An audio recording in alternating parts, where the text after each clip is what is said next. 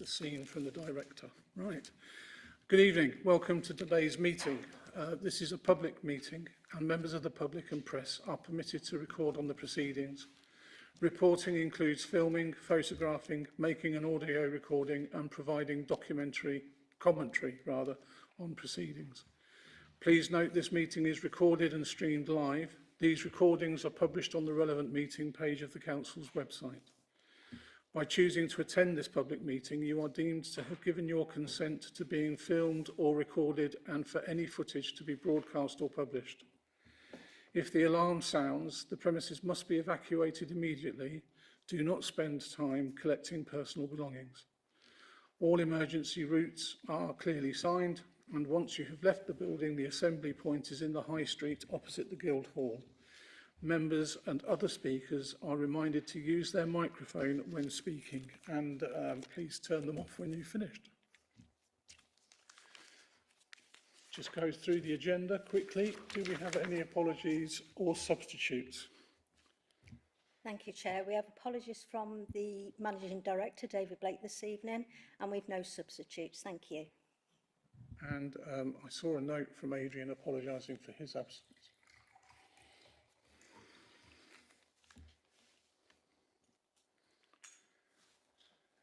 Do we have any declarations of interest for tonight's meeting? Jenny? Thanks. In relation to items 7 and 9 on the agenda, I am a member of the Civic Society. I don't think it'll have any effect to this evening's discussions, and I also sit as a representative of the Council on CAP, particularly on item 9. Thank you, Jenny. Eleanor? Thank you, Chair. Yes, just in the interest of transparency, agenda item number 11 about accessibility. I am the person that's named in that report, but there's no conflict as far as I'm concerned. Thank you. Thank you, Chair. I am also a member that is on CAP. Thank you. Thank you, everybody. We have 2 public speakers this evening. I shall turn to Ian first, Ian Smith. Thank you. You have 5 minutes. Good evening, everyone. My name is Ian Smith, and I'm representing the Worcestershire Prostate Cancer Support Group this evening, and I'm talking about a national campaign called Boys Need Bins, which is trying to get sanitary bins in men's toilets around the country. Some quite shocking statistics. 1 in 25 men over 40 have urinary leakage. 1 in 20 men over 60 have bowel incontinence. Prostate cancer is now the most common cancer in the UK, and those numbers go up dramatically for people who are living with prostate cancer.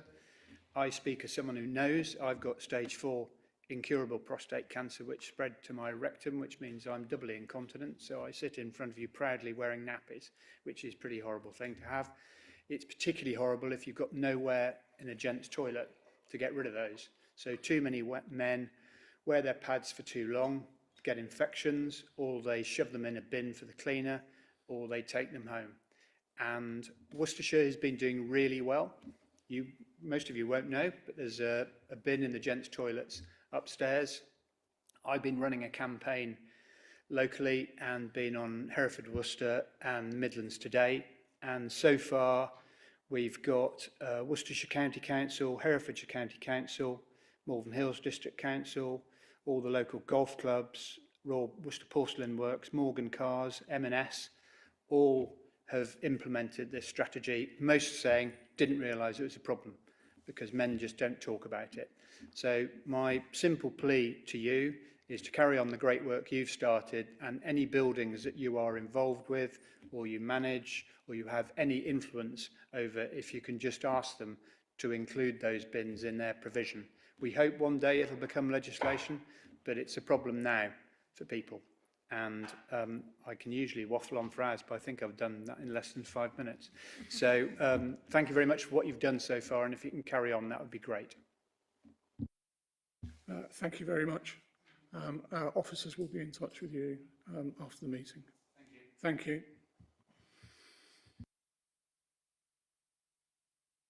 And then we have Heather from CAP, from the Civic Society. I do apologise.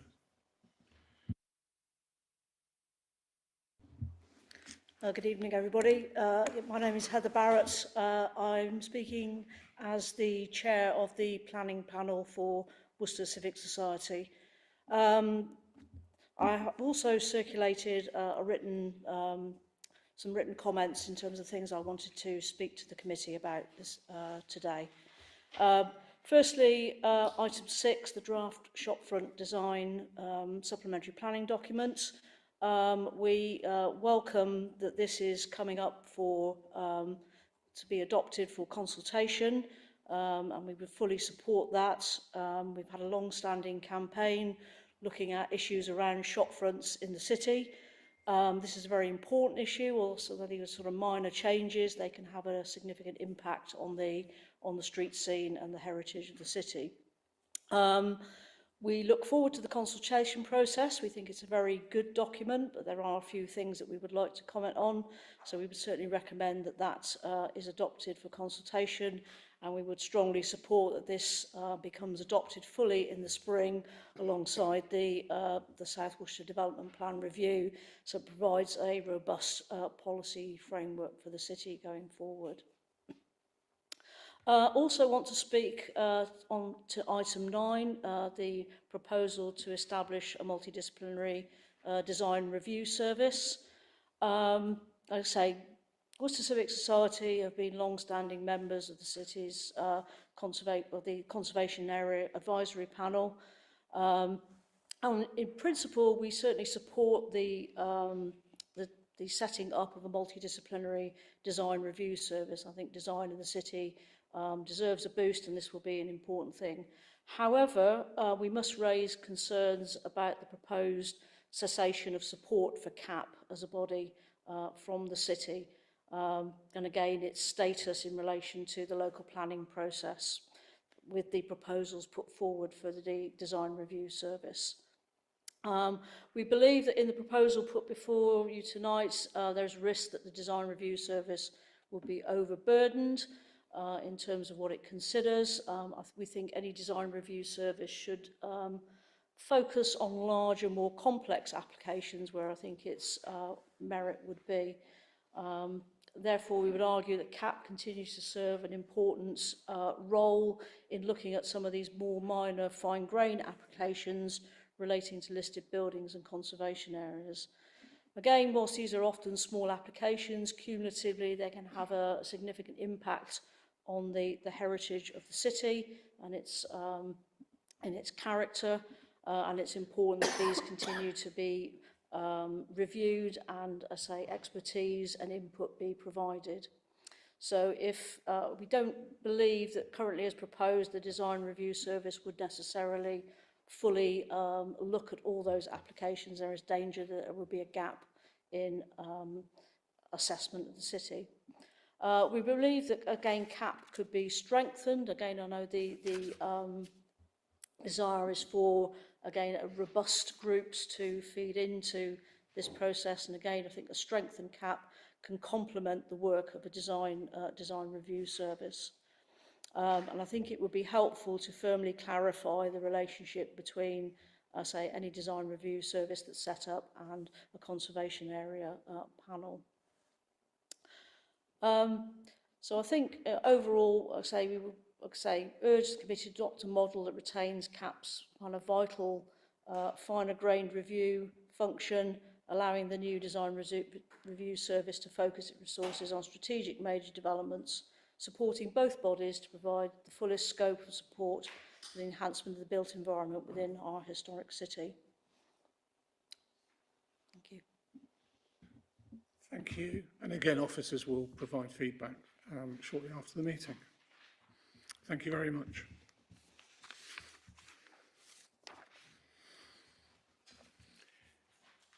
If we could crack on with the agenda then. I'll just go through the minutes.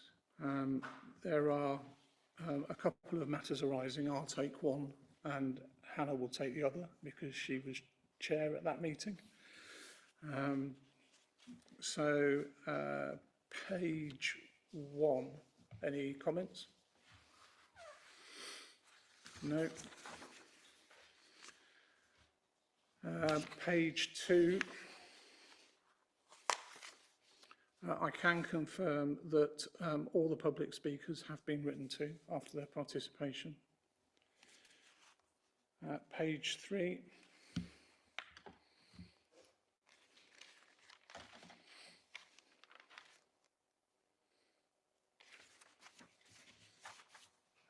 Page 4.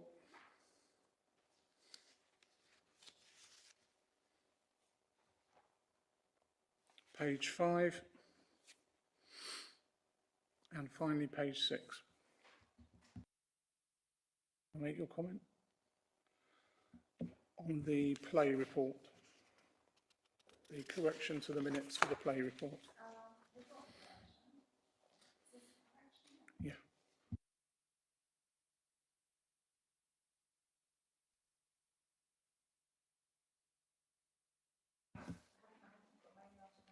Okay, this was about the wrong location being reported on page 2. So it was not Medway Road, it was Mayfield Road. And there was a correction about something else, which I can't remember, but I wasn't there. I think, right, okay. Members need to, okay.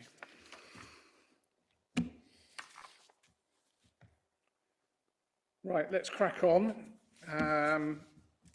So we'll go on to the first main agenda item, the first report, which is the infrastructure funding statement for the monitoring period 1st of April 24 to March 25. Over to you, Hannah. Thank you. Thank you.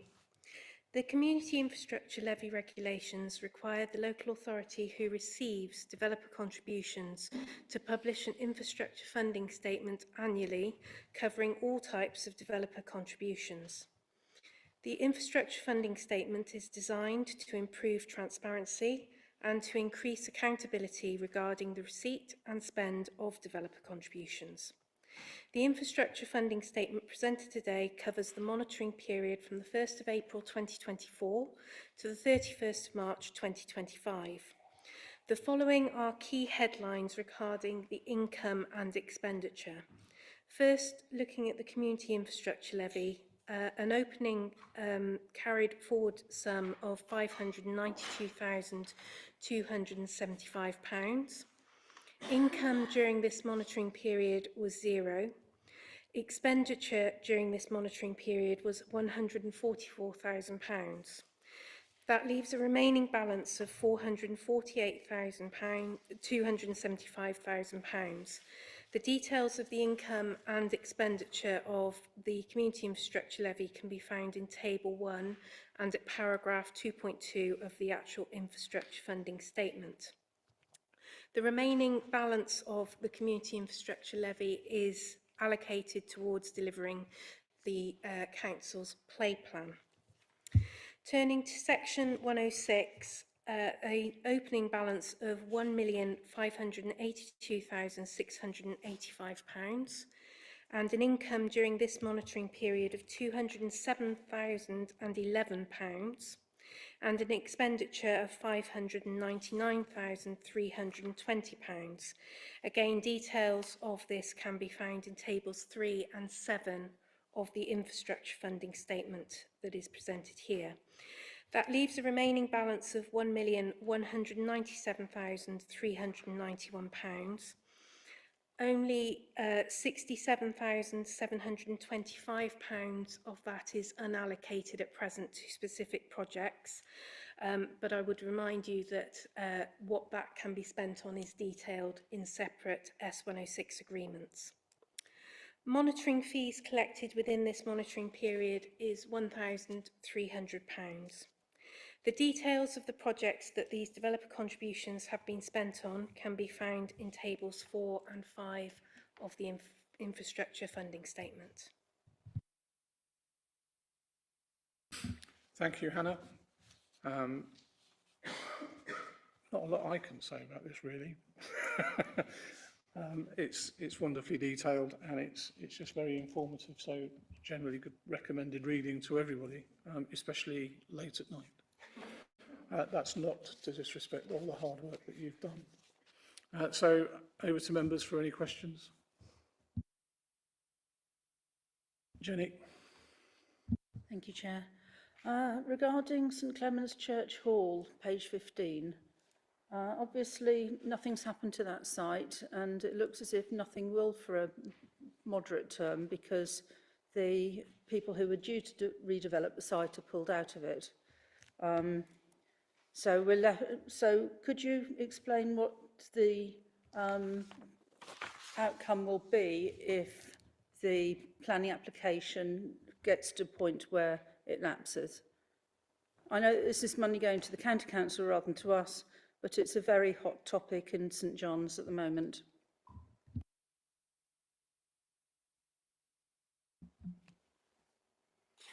Through you, Chair, the detail set out within the 106 agreement explains what happens in circumstances where a development doesn't come forwards. It's likely that that particular building and site will be acquired by another interested party, and I'm sure that before not too long we'll be approached about that. But where money is received but not spent, typically within a period of 5 or 10 years, it has to be returned. But as you'll see from the infrastructure funding statement, we monitor these developer contributions incredibly carefully and regularly to make sure that that doesn't happen. Thank you. Eleanor. Thank you, Chair. In respect of the Taylor's Lane 106 money, the 207,011, I appreciate that it's going to take a while for the project for play to be delivered, which is a little bit disappointing, but I accept the reasoning. Does that money include any interest whilst it's sitting in the council's bank account? Through you, Chair, the answer to that question is most definitely yes. It's often a requirement of the agreement that it's put in an interest-bearing account. The primary reason for that is that the developers expect the council to do that in case that money has to be returned, and therefore it's returned plus the interest.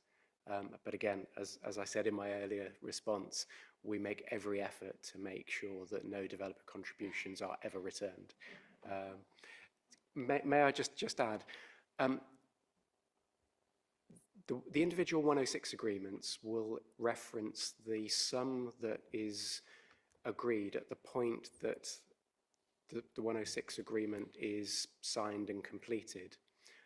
But the sum is subject to RPI, for example, so that actually the sum that a developer might pay over to the council possibly 2 years later is slightly more than the original sum stated in the agreement. So it's important to appreciate that these things track increases in build costs and things like that, so that our communities aren't disadvantaged in that way. Thank you. Duncan, did you have a supplementary? Yes, thank you. Thank you for that clarification about the interest. So just so I'm clear, the interest that's accrued, that then gets allocated to the pot so it can be spent in St Peter's, is that right? It doesn't go into the interest doesn't go into the council coffers somewhere else, it just goes into that play pot for St Peter's, is that right? Through you, Chair, typically yes. Thank you, Duncan. Any other questions? Nope. So the recommendation is that the Place and Economic Development Committee note the infrastructure funding statement. So are we all happy to note the IFS? Right. Thank you.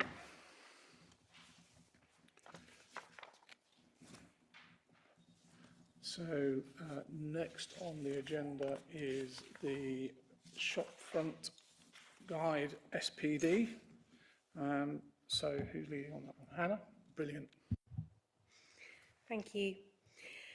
This draft shopfronts design SPD has been prepared and is ready to be consulted on. Through the introduction of this SPD, the Council will be better placed to help ensure and maintain good quality public realm, support the tourism and visitor economy, and support both applicants and decision makers in the preparation and assessment of proposals involving changes to shopfronts. An SPD cannot create new policy. It should only add detail on how to interpret and implement the policy. The relevant policy that this SPD will sit under is SWDP 21, which is design of the adopted South Worcestershire Development Plan. The draft SPD sets out good design principles for shopfronts and supports both traditional and more contemporary designs in suitable locations and settings. This includes use of materials that are sympathetic to the building and the location, use of a suitable colour palette, shopfront signage and fascias that are in proportion to the wider shopfront setting, and suitable levels of illumination. As well as setting out elements of good shopfront design, the draft SPD also sets out elements of design that would be less likely to be supported. These include extensive use of window stickers, use of external solid shutters for security, and excessive use of illumination in shopfront design. It is proposed to consult on the draft SPD for 4 weeks starting later in November, with the consultation closing prior to Christmas. This will be a public consultation to which anybody can make a representation. Following the consultation, officers will consider the responses and make any changes needed to the SPD before returning to PED for adoption in the new year. The SPD has been prepared under the existing South Worcestershire Development Plan, and it is proposed to be adopted against this plan as well. Upon adoption of the review of the SWDP, a review of the shopfronts SPD will then be undertaken. Thank you, Hannah. And from my personal perspective, again, I think it was a well-constructed document. And I was so pleased to see so many examples of good practice from across the city, and not just the city centre. So thank you once again. Any questions from members? Tor. Thank you, Chair, and thank you for this report. It is really impressive, and I was really pleased to see all of the colours that you could paint the shops. That I think I might paint my house with those colours. My point is, there's a section that talks about A-boards, and it says where they are permitted, such signs should respect the building street use, and essentially it says that they should be placed where they won't present any potential hazards to pedestrians. I really think that we shouldn't be having A-boards at all, and I say this because I'm someone who's not visually impaired, but I have tripped over an A-board before because I wasn't paying attention and I didn't expect to be in the middle of the street. If you are visually impaired, A-boards are an absolute nightmare. They don't reach the floor properly if you're using a cane. And again, they move positions every day. So you aren't expecting them to be wherever they are. That's something that I think should be included in this. Thank you.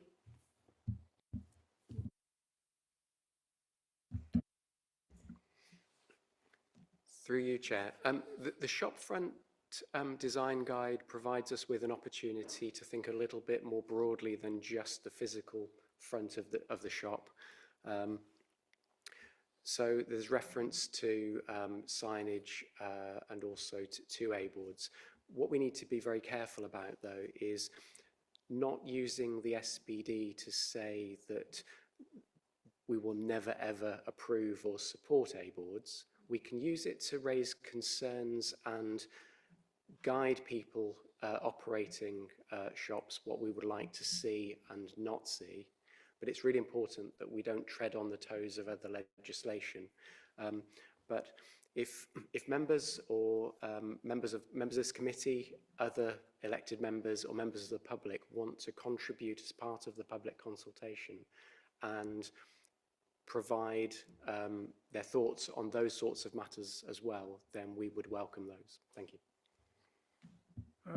I'd also like to point out that we did some work on this with visually impaired people a couple of years ago, and we've had conversations with county because they are responsible for policing or enforcing the rules and regulations about A-boards, and we've had little joy, which is a real shame,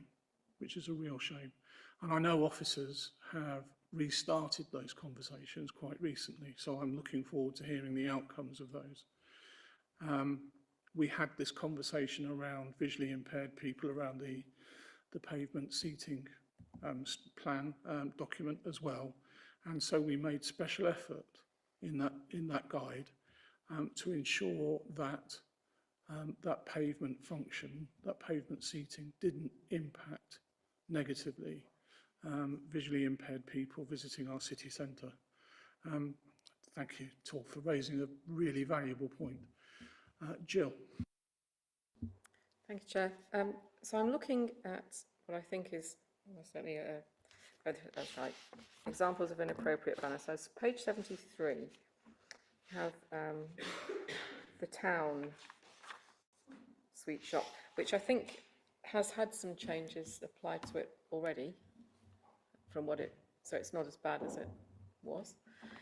Is there any prospect of toning it down further? I mean, it really does, like, doesn't it, right on the corner there? And I don't think it is at all fits in with its setting.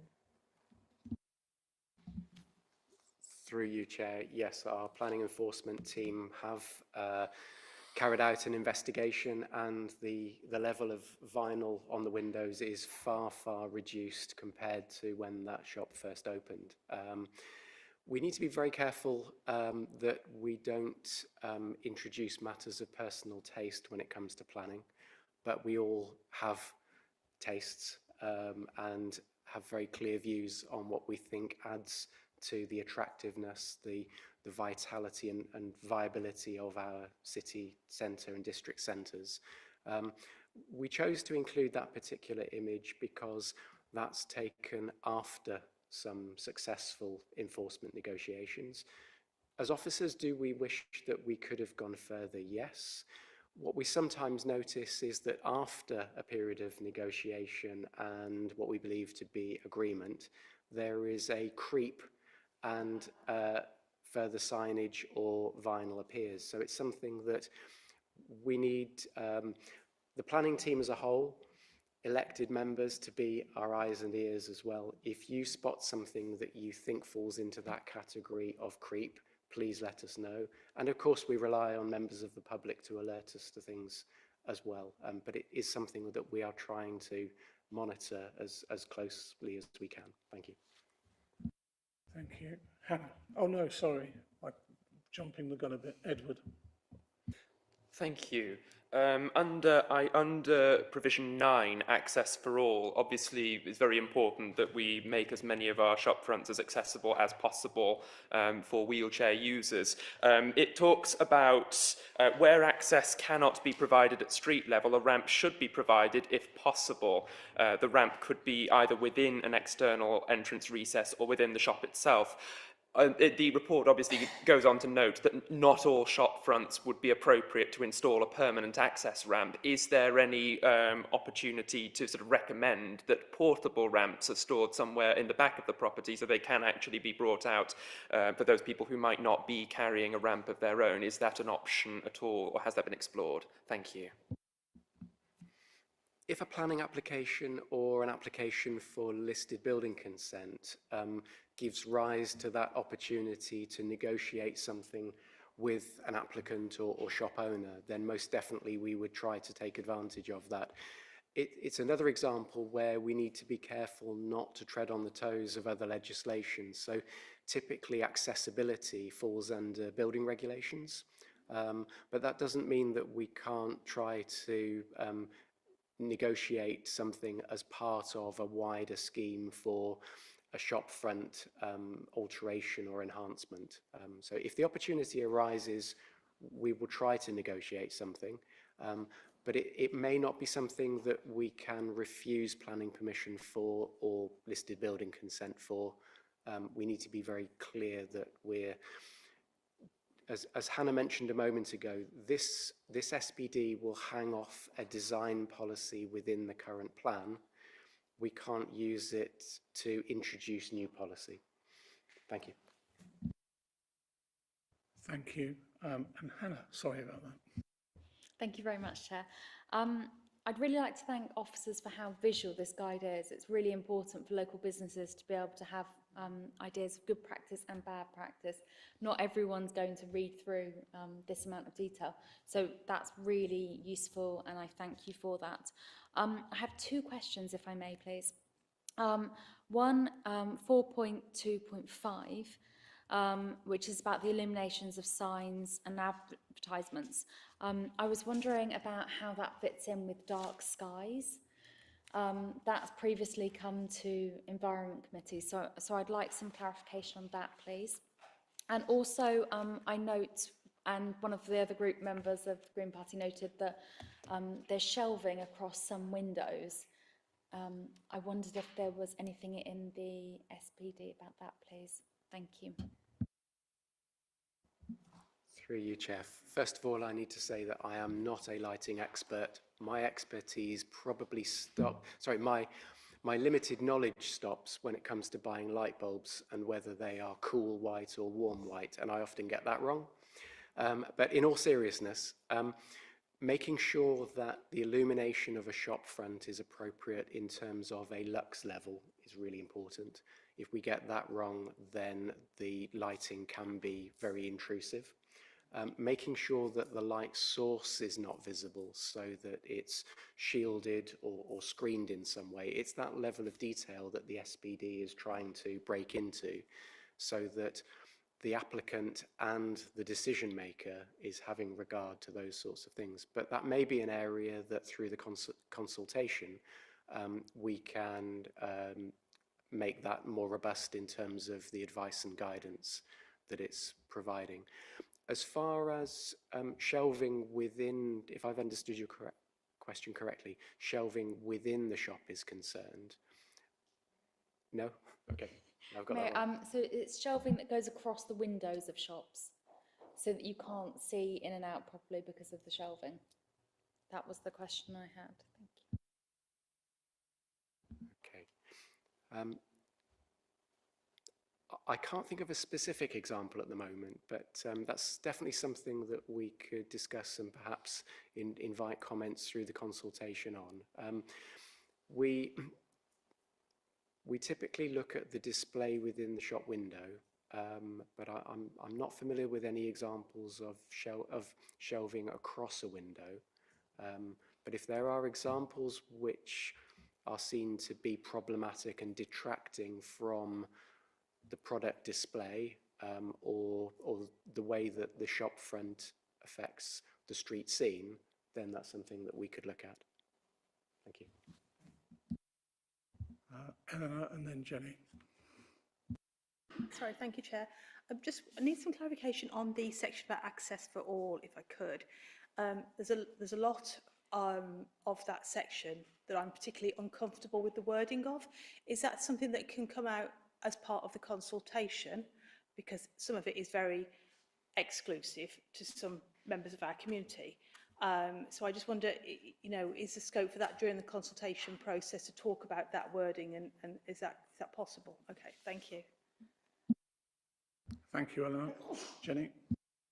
I really welcome this document. I think it's way overdue. It means that both the planning committee and the applicant will know where they stand much better.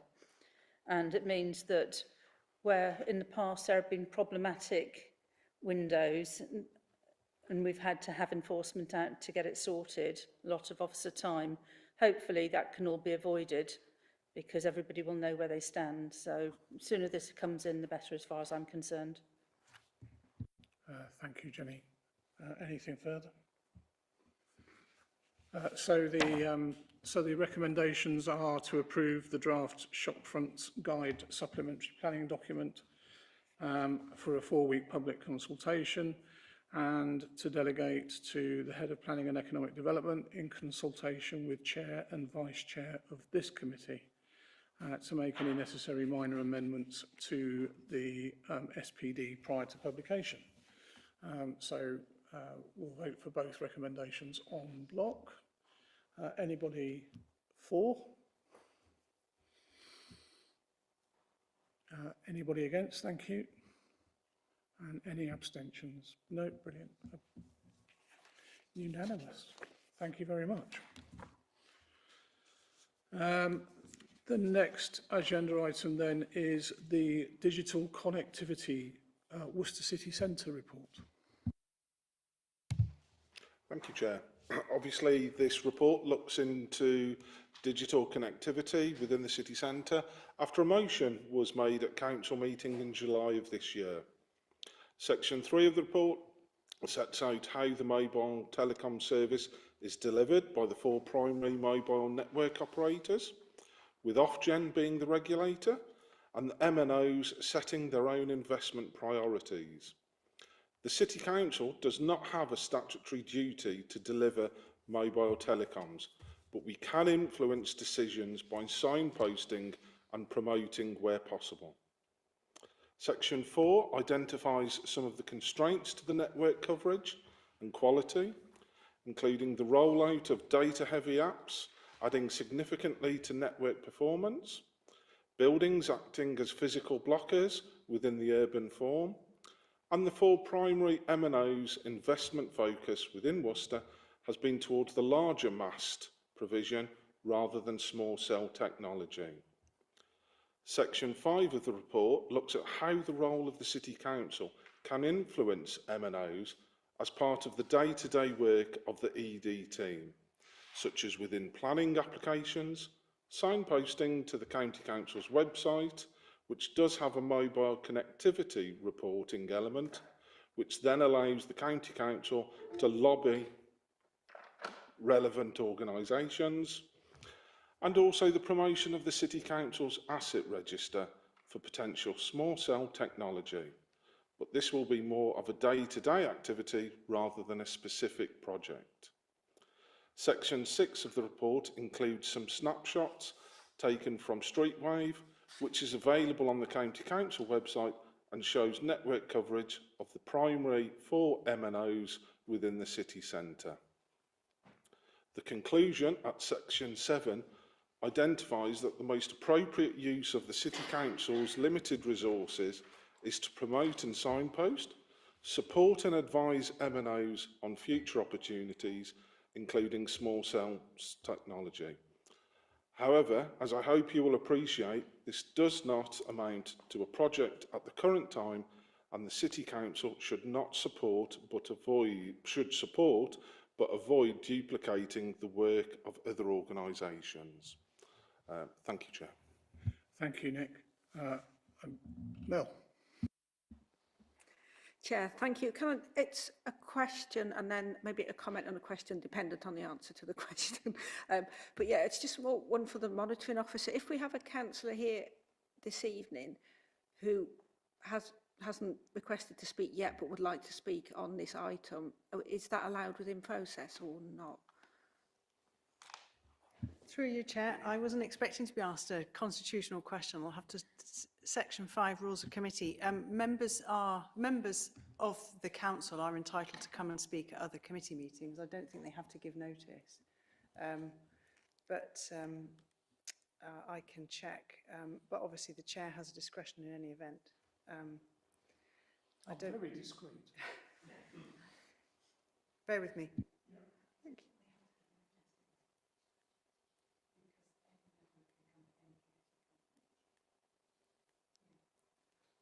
Yeah, we don't think ordinarily you have to give notice because it's not like the public speaking aspect, but the member comes to the table and joins, but obviously they don't vote and participate in the item. Thank you. So in that case, if Councillor Jagger can speak on this item, please. As it seems it's my decision.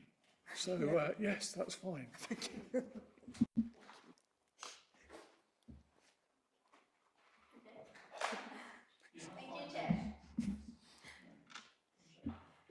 Thank you very much for allowing me to speak, and my apologies for not asking the question in advance. And I want to thank officers for this report. I know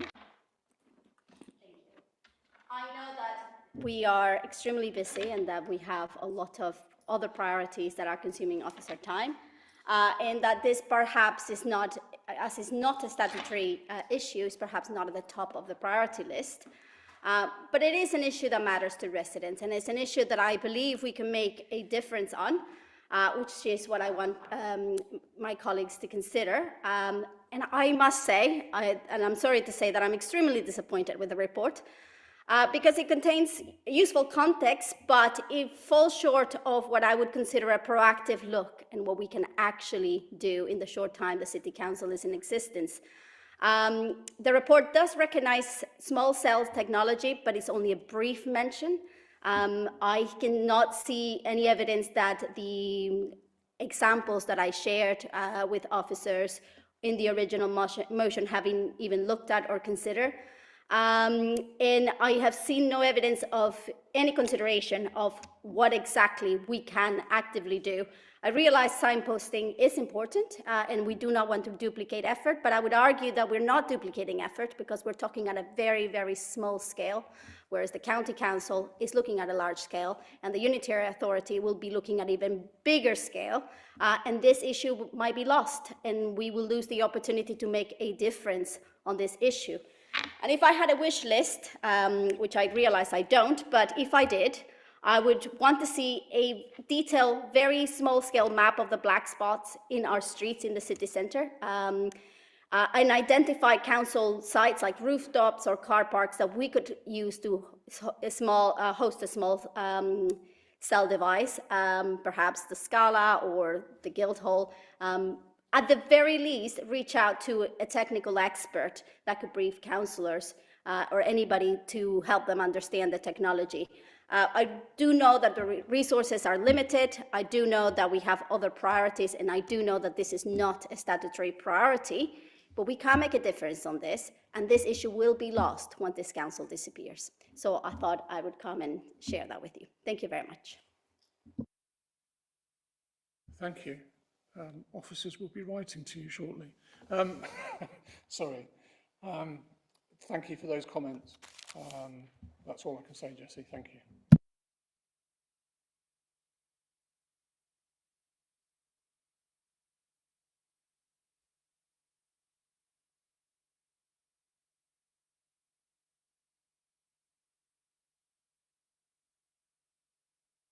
I shall say that again on microphone, just so that it can be caught for posterity.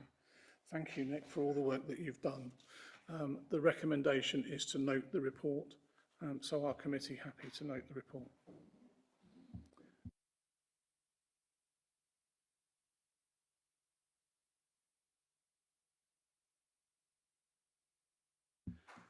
The next agenda item is the UK Shared Prosperity Fund, an update report. So again, over to you, Nick. Thank you. Yeah, thank you, Chair. The report looks at the UK Shared Prosperity Fund grants awarded by the City Council, including business and community grants.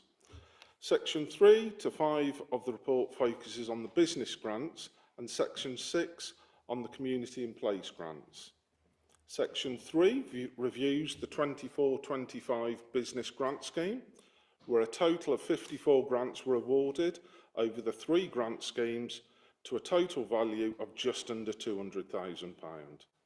A wide range of business sectors were assisted, including food and beverage, hair and beauty, retail and creative industries.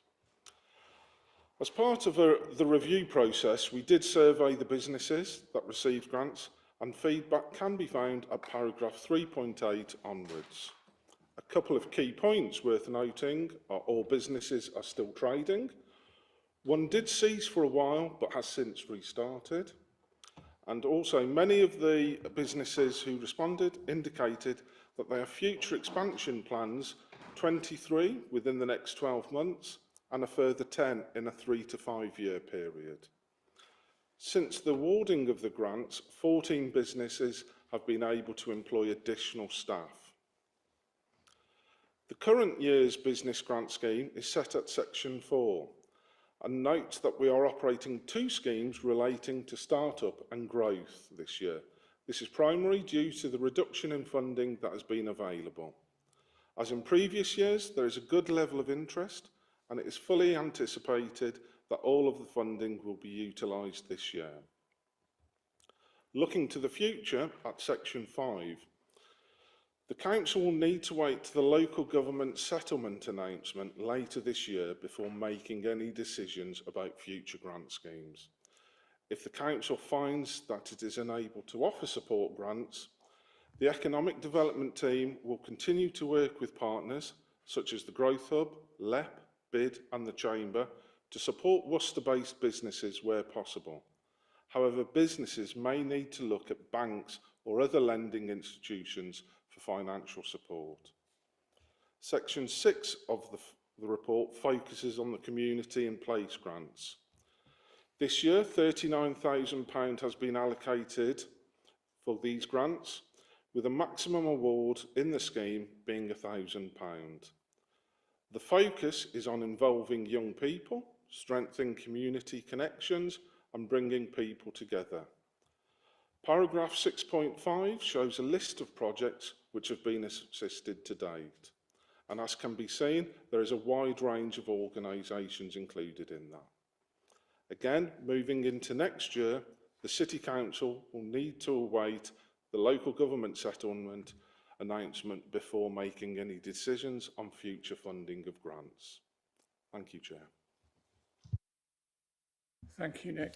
And I'd like to make a personal thanks to the staff that have been supporting the business grants. I think the effect of what they've been able to do in supporting small businesses in the city is well reflected in this report.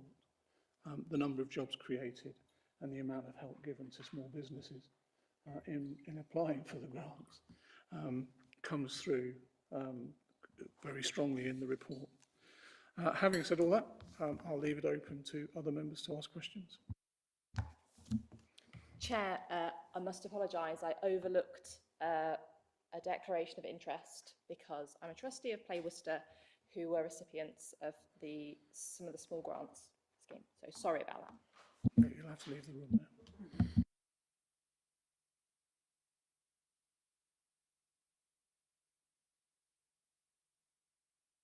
Anything else from anybody? Edward.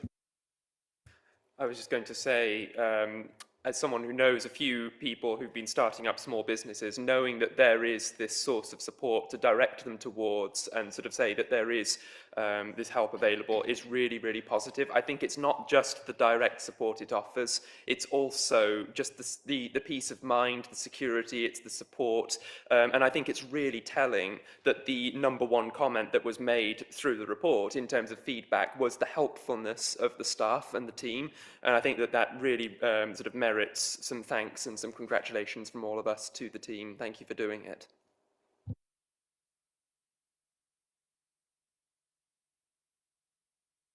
I just have a really quick question about page 90, where it's talking about different roles and the number of them.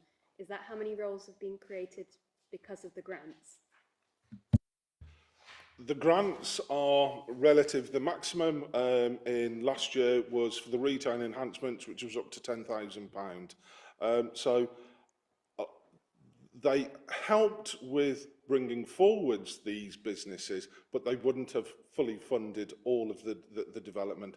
So as Councillor previously said, it's about that support mechanism that these grants do offer, and it's bringing together those that wish to sort of like progress on theirs with some extra support, because obviously funding is very sort of important when you're starting up or growing a business.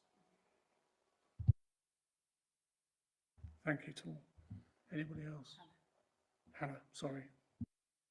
Thank you, Chair. I'd really like to echo the support from the staff team. I know it's a very small but mighty team. And it's just wonderful to see, and across the different sectors as well. It has a really big impact. And just a plea to government, who I'm sure not listening, but just it's so hard for us as City Council to plan going forwards if we only find out you know, just before Christmas, what's happening. It would be my wish from the government to give us more notice so that we can better plan our resources going forward. Thank you. I'm sure they're hanging on our every word. And it is just a testament to the hard work of everybody involved as to how far we've stretched UK SPF and how valuable such a small amount of money really in the grand scheme of things really is. So yeah, I can only echo those points and stress to the government that they ought to be a bit louder and a bit quicker. Edward. I'm very sorry, Chair. I've spotted a dodgy graph, and I think it's one that actually undersells or maybe sort of creates the visual of a problem. And I was looking at this. It's figure 3.4. It is more people employed since receiving funding. And I was thinking, gosh, that doesn't look like very many people have actually been employed by these businesses in addition following the funding receipt. And then I realised the y-axis is labelled starting at 17 and going up to 20. So actually out of those nearly 40 businesses, it looks like 18 have actually taken on additional staff. So I just wanted to comment that the visual representation there might actually be underselling the scale of the achievement there. Just maybe worth adjusting in the future. Thank you. Yeah, thank you for those comments. It was generated by the system, so we can look at that in the future for you. Sean.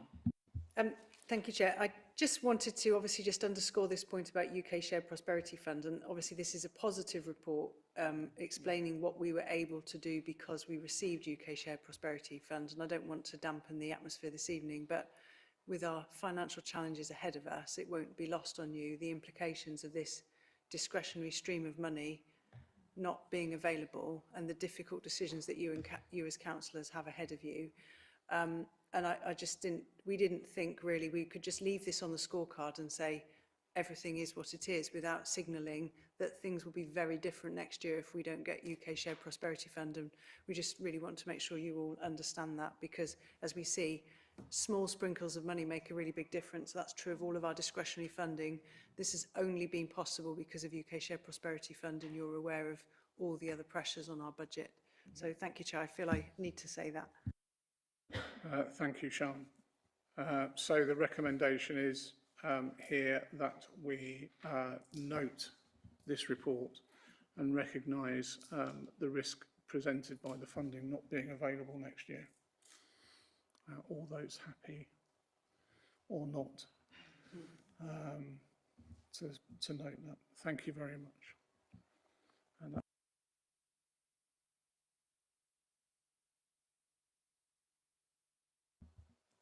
so on to the multidisciplinary design review service. Thank you, Chair. So this report and the recommendation before you this evening is to establish a new multidisciplinary design review panel or design review service for Worcester. And the second part of the recommendation to implement transitional arrangements for 6 months after the launch of the new service, such that the council would cease to provide administrative support for the current Conservation Advisory Panel. And I'll come back to that in a moment. I think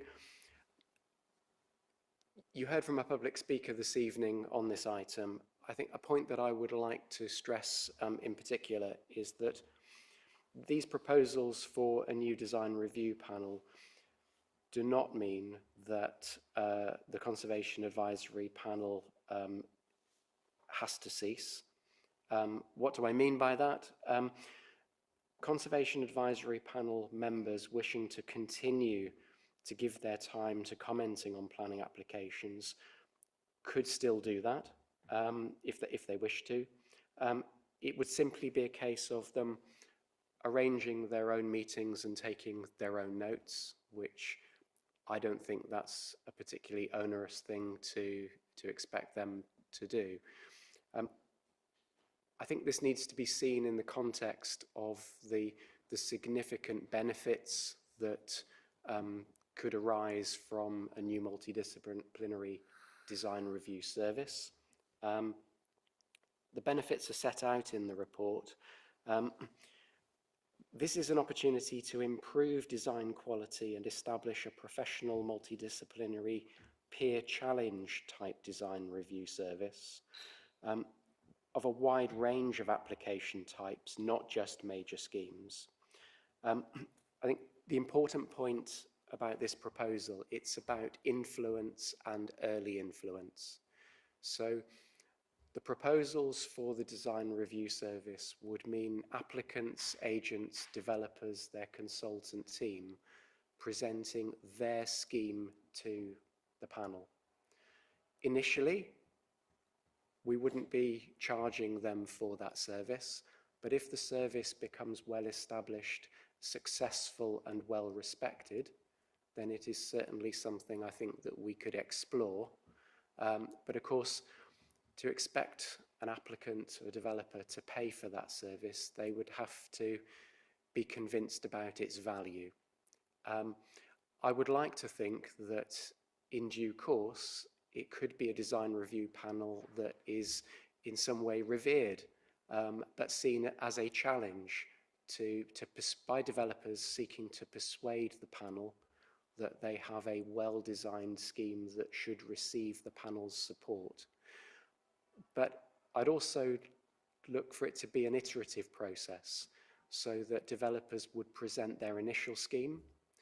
If it's at a pre-application stage, then of course with a high degree of confidentiality, but an iterative process so that if the panel provide comments and some of those are perhaps of a negative nature, the developer goes away and makes amendments, makes changes, and comes back to the panel to see whether they then receive support and those changes are recognised.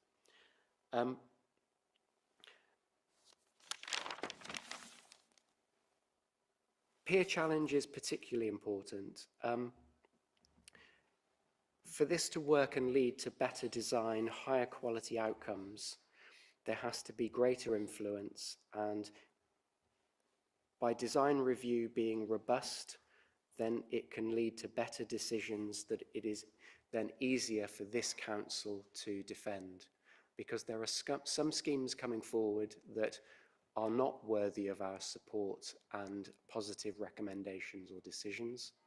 And we need to put this council in the best possible place to not only resist those, to reject them either under delegated powers or by planning committee, but be confident that if those decisions are the subject of a subsequent planning appeal, that we can persuade an inspector to also dismiss those schemes. A point that I also need to emphasise is that the council does not have the resources to operate and support a design review service and a conservation advisory panel in parallel. There will be quite a bit of work involved to establish a design review service, to support that service and make sure that those panel members who are likely to be practicing professionals or recently retired, they will have high expectations of us, and they will want to give up their time knowing that they are part of something that looks and feels professional. It is only one small strand, but the reason that the draft logo is included in the report is to give you a feel for what this new panel needs to be about. Developers need to understand what they're buying into, and it comes back to that point I made earlier about value. I understand the concerns that have been raised about the long-standing arrangement at Worcester City Council to have a conservation advisory panel. But I thought it might be helpful just to put that into context, in the sense that some of our near neighbours don't have a conservation advisory panel. And you may say to me, well, maybe they should. Maybe they haven't got as many listed buildings, or they haven't got as many conservation areas. Each council will be set up differently and need different things. It's not a one-size-fits-all. But if I tell you that Worcester City has approximately 1,500 listed buildings and 19 conservation areas, in Malvern Hills district, there are just over 1,800 listed buildings and there are 21 conservation areas. In Wychavon district, there are over 2,500 listed buildings and 64 conservation areas. They don't feel the need to have a conservation advisory panel. There is a level of expertise and experience in planning matters generally, but also in heritage matters within the City Council's planning department that means that we welcome and value the contribution that the Conservation Advisory Panel make, but it should not be seen as absolutely critical to the extent that the Conservation Advisory Panel should continue and we shouldn't explore the possibility of a design review service. In the interest of fairness, I should point out that our two near neighbours don't have a design review service either.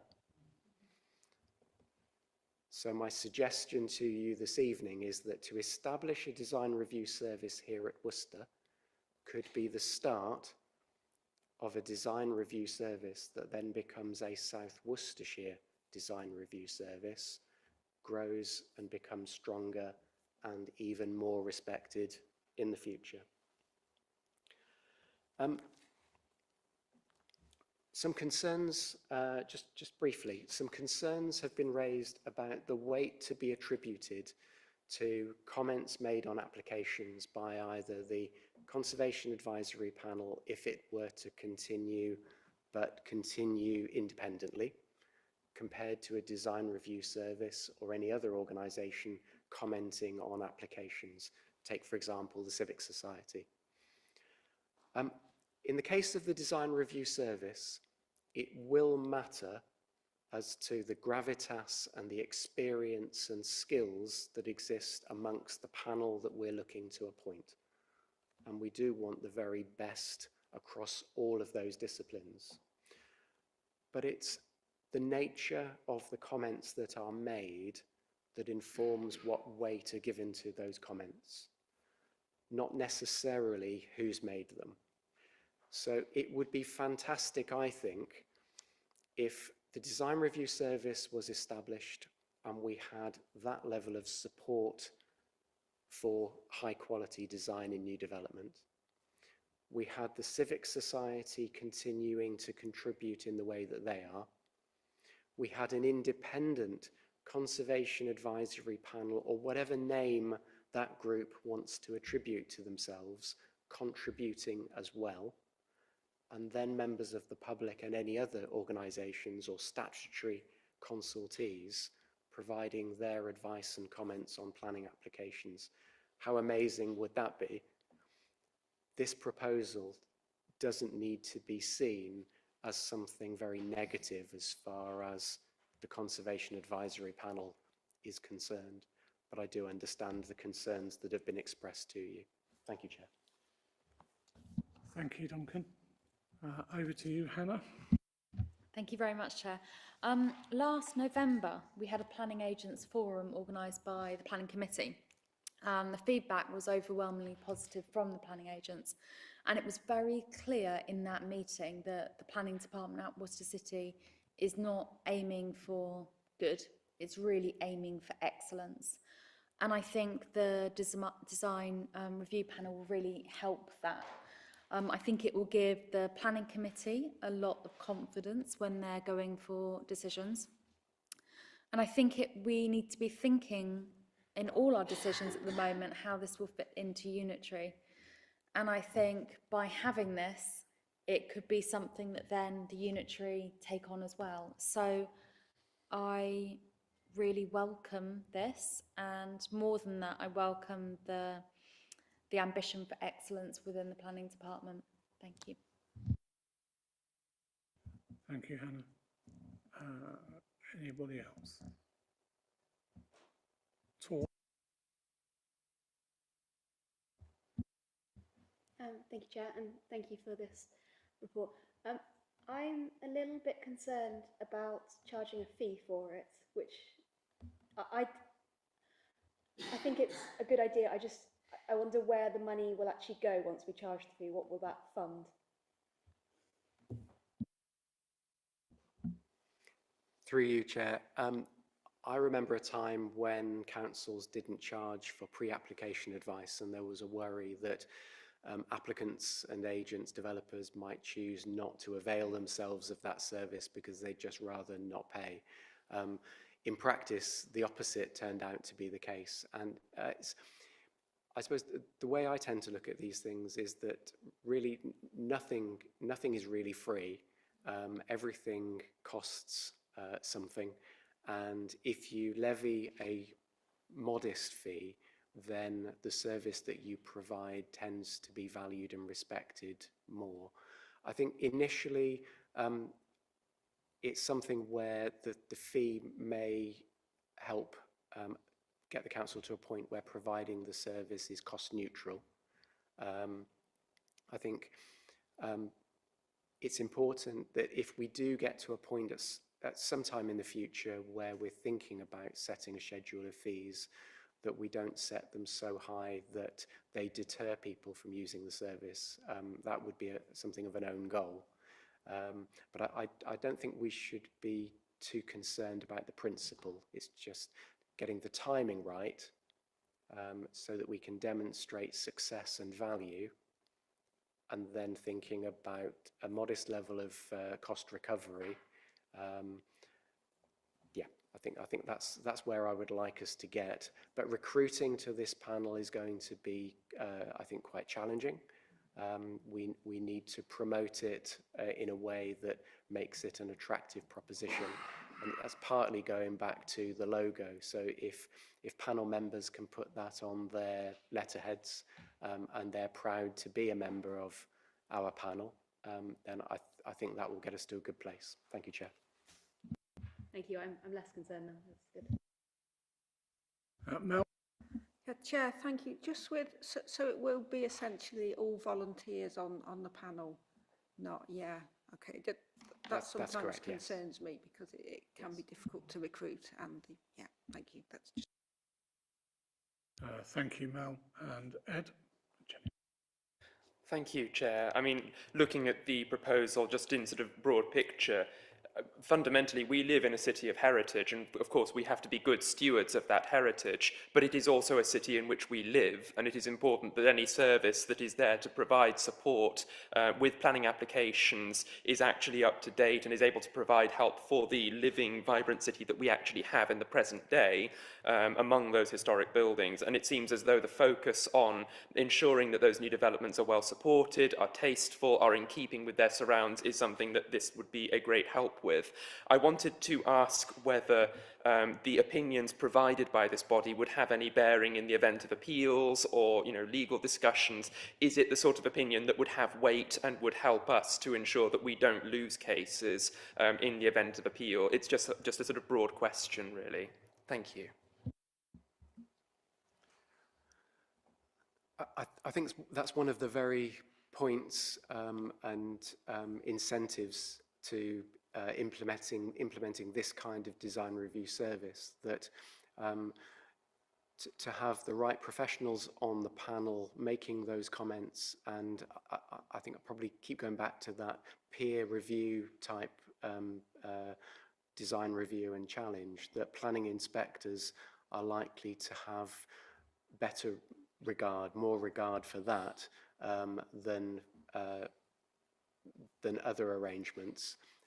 Whether we would ever go as far as asking one of the panel members to be an expert witness in the case of a planning inquiry is another matter. They might feel that that's a step too far, but to have the potential to do that puts us in a very strong position. And some of these practicing professionals may be doing that very thing as part of their day job in their own areas of expertise. So that's a distinct possibility. It's perhaps more likely that in the case of an appeal that's heard by way of an informal hearing, so it's not a public inquiry where you would have cross-examination and barristers. It's a slightly more formal roundtable discussion. I could easily see design review panel members attending and supporting the council in arguing its case in that sort of environment. Thank you. Thank you, Duncan. Anything else? Jenny? Just a query about the part on 1.2, 6 months after the official launch of the new DRS. So launch is one thing, actually establishment as in a fully operational body is something quite different. At what point is the launch effective so that then the 6 months can cut in, or is it just from day one? Because I can imagine if you can't get the bodies in there of the experts immediately, then you'd have a very thin base, which could then be a problem to us. That's a good question. And since drafting the report, I did think to myself, how do I define launch? When we refer to launch, I think what we're saying is that we would have appointed to the panel and be confident that we have enough panel members across a number of professional disciplines to be able to go live with a new page on our website and be actively offering that service. That's offering that service in relation to planning applications that have been submitted, but also pre-application advice requests where developers could then present to a panel, where we're actually organised ourselves to be able to hold those design review panel meetings. That would be the point at which we have established the service and we're able to offer that service out. So it would be 6 months from that date. And I think it would be in consultation with the chair and vice chair to just agree exactly when that date is. But it would also be linked, you might imagine, to the point in time where we issue a media statement advertising and promoting the fact that we have this service available up and running. Thank you. Hannah. Thank you, Chair. I'd just like to echo in the report the contribution and pay tribute to the Conservation Advisory Panel. My time on the panel, I've been really impressed with their expertise and passion for the heritage of the city. Thank you. Thank you. Going back to your previous comments, Duncan, about making arrangements with, in conjunction with the chair and vice chair of this committee, does that mean the recommendation needs rewording slightly? We can do that, Chair. I think we would liaise with the two of you closely in terms of setting up this new panel and with the Chair of Planning Committee and the Heritage Champion. So that there would be a degree of collaboration and work between now and establishing the new panel. Thank you. Sean. Chair, it would just come in number 2, authorises the Head of Planning and Economic Development in consultation with Chair and Vice Chair of PED, etc.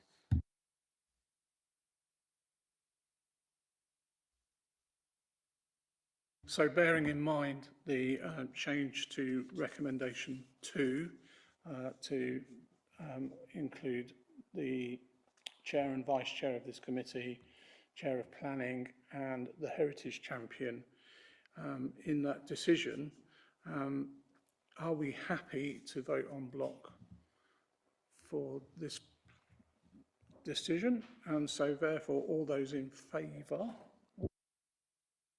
Apologies. You've said the chair of planning. Do you include the vice chair of planning as well? It wasn't mentioned. Vice Chair of Planning as well. Lovely, thank you. Mayor Culper on that omission. So all those in favour of that amendment and of the recommendations, including the amendments, please show your hands. I can't see any missing, so I'll just take it as read that there are no abstentions and no noes. Thank you, Margaret.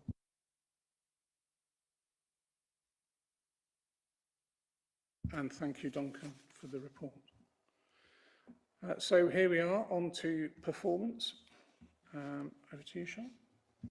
Thank you, Chair. I'm happy to largely take this report as read if the committee are amenable.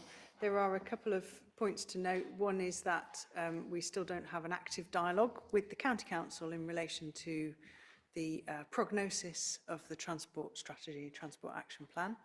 And on a cross-party basis, members have made representations to officers about that and raised our concerns. So David Blake has written again. So that's obviously understood and very much a City Council priority around this committee. The proposed date for the delivery of an economic development strategy it's proposed to move that so that we have a good strategic and data-informed document to present to you at the right time. There are a couple of other updates on here which we've proposed, which we've actually covered on the agenda instead, Chair. So a substantive report around UK SPF, as you know. There's a cultural report later on the agenda. In all other respects, I think we're on target with our dates as expected. And then obviously at the end, you've got your normal performance indicators. So unless there are any particular, well, I'm happy to take questions. Yeah. I think I'd share everybody's disappointment in the lack of an ongoing dialogue with County about the transport strategy. So open up to members for questions. Any issues? Mel? Chair, thank you. Just a few. With the economic development strategy, obviously it's been rated amber, but obviously the original due date was June 23, and now we're heading back to 26. Should it not be rated red instead?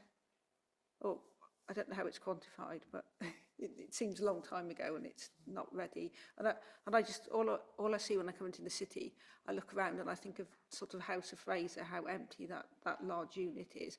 And we've got the Gaumont building, which looks awful, has been empty for a long time. And then we've got, and apologies to the owners, but the building that was the former Co-op retail building in the Corn Market, which looks unsafe. And I just see these big gaps and the strategy that's not here, and it does concern me. Thank you. Through you, Chair, I agree there's something counterintuitive about why it's yellow and not red, and I don't know, that must be a function of the system, so I take that away. I mean, I think all that your officers tonight would say was that we're sort of new faces in terms of the need for a strategy ourselves. The strategy will have an element of our commitments around intervention as regards retail and the shrinking retail core. But it isn't just about retail, obviously it's about the economic characteristics of the city as a whole. And it needs to be a bit of a manifesto about what's economically significant about Worcester that positions us and gives us a good manifesto and a narrative as we get reorganised, really. So I know this isn't about local government, it's about a strategy for the city, but a document that will survive us, that will explain where Worcester's strengths lie and our opportunities and so forth is what we're aiming for.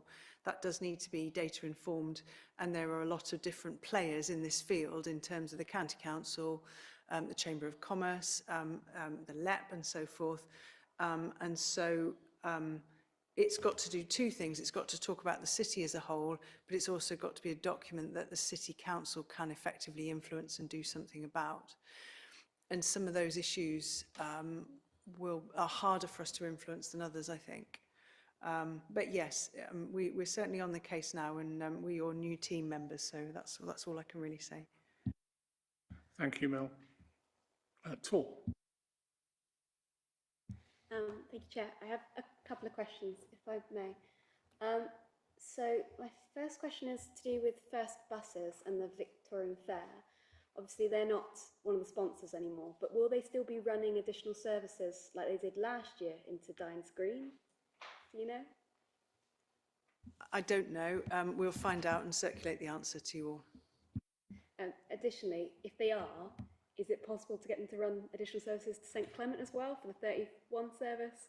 Again, I know it's very specific. All I can do is take it away, and I'm sure Philippa can come back to you very quickly. I'll take that away tonight. Thank you, that's great. My other question was, there's a point about maximising visitors to, gosh, where was it? It's on page 129 digitally, but what is it physically? 123. There's a graph about maximising visitors, and it might again be a question for Philippa. Our target for this year has gone down from the previous year, even though the goal is to try and maximise the number of visitors overall. I just want to know why the target has gone down. Obviously, we've absolutely smashed it, but why the target overall went down. This is the PI, both museum sites, Commandery and City Art Gallery Museum. Yeah. Yes, I don't honestly know. Where does it show that the target's gone down? We're looking at the graph itself. Yeah. Yeah, the graph itself. No, I think, again, we'll need to provide you with an update on that. Okay. I mean, the numbers of visitors has gone up, which is good, positive. It's just a bit strange. that our Ordinarily, the target's gone target down. would be a stretch target, wouldn't it? Yeah. My final question, and again, it might just be the system that we're using doesn't allow us to generate the graphs in the way that we want them. On page 124, there is a graph about percentage of major appeals allowed of major planning decisions. And in 2020, it looks awful because it's 100%, and then we have 0% every single year post. But I don't know how many decisions that actually is. And it might be better if it was the number of decisions that there were, it might be that it says we've had no major appeals this year. How many did we have in 2020? Could have been one.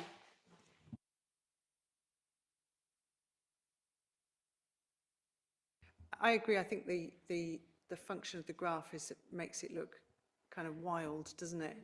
I take your point about showing it numerically instead. I think what would probably help is if the text box explained how many there were in the year that we said we had 100%. If that described how many that was, then when it then goes on to say no major appeals, that would be seen in context. I mean, you're only here ever talking about a handful, if that. I think Duncan's just tracking the graph, aren't you? It's a really, really peculiar measure, and trying to get the graph to actually get across the message that we're trying to provide, which is that, first of all, so I appreciate you can all read the graph and the annotation as well as I can, but the aim is to minimise. So the target is to try and ensure that appeals allowed don't exceed 10%. And since 2021-22, it's 0. So what sits behind this particular measure is that if you have too many appeals allowed, you risk being designated or, in education language, put into special measures. We are so far away from that, it's not worth worrying about.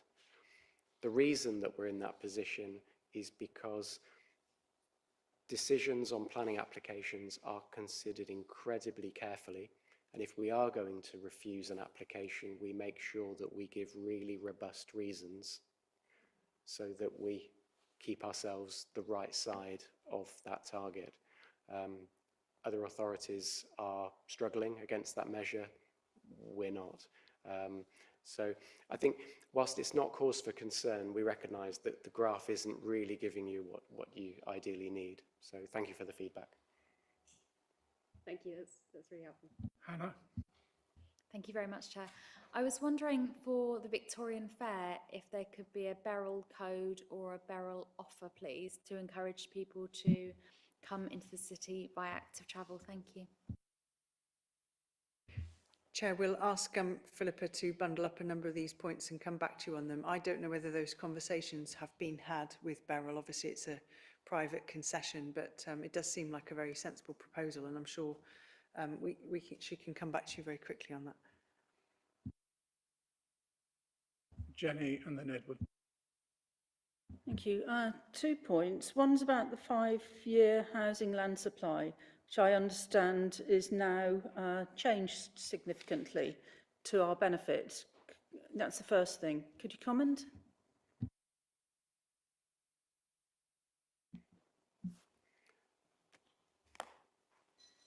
Chair, could Councillor Barnes just help me a little bit by explaining the point about to our benefit? I'm not entirely sure what your reference is. We did have a housing supply that meant that we had to accept almost any planning application that came in, no matter how dreadful, and we've seen some of those. But if we had a 5-year housing supply, as I understand it, then we can be more circumspect. And I understand that the way that the housing supply has now been redefined puts us to the point where we might be able to be more circumspect in future. Through you, Chair. The current 5-year housing land supply figure for Worcester City is below 5, which means that when we're looking at planning applications for housing development, the tilted balance is engaged, which means that we may have to grant planning permission for housing in locations that ordinarily we wouldn't. What we've received very recently in relation to the South Worcestershire Development Plan review is a letter from the planning inspectors. It's an interim letter, a second interim letter, that says that on adoption of the South Worcestershire Development Plan review, they are satisfied that we will be able to demonstrate a 5-year housing land supply across South Worcestershire with a 5% buffer. And that's really good news. But between now and adoption of the plan, in all likelihood, we will have to continue making decisions on planning applications and accepting that we don't have a 5-year supply. So as it says in the quarterly performance update, our supply for Worcester is around about 2.37 years at the moment. So that's significantly below 5. We're not in a position where we're arguing 4.9 or 5.1.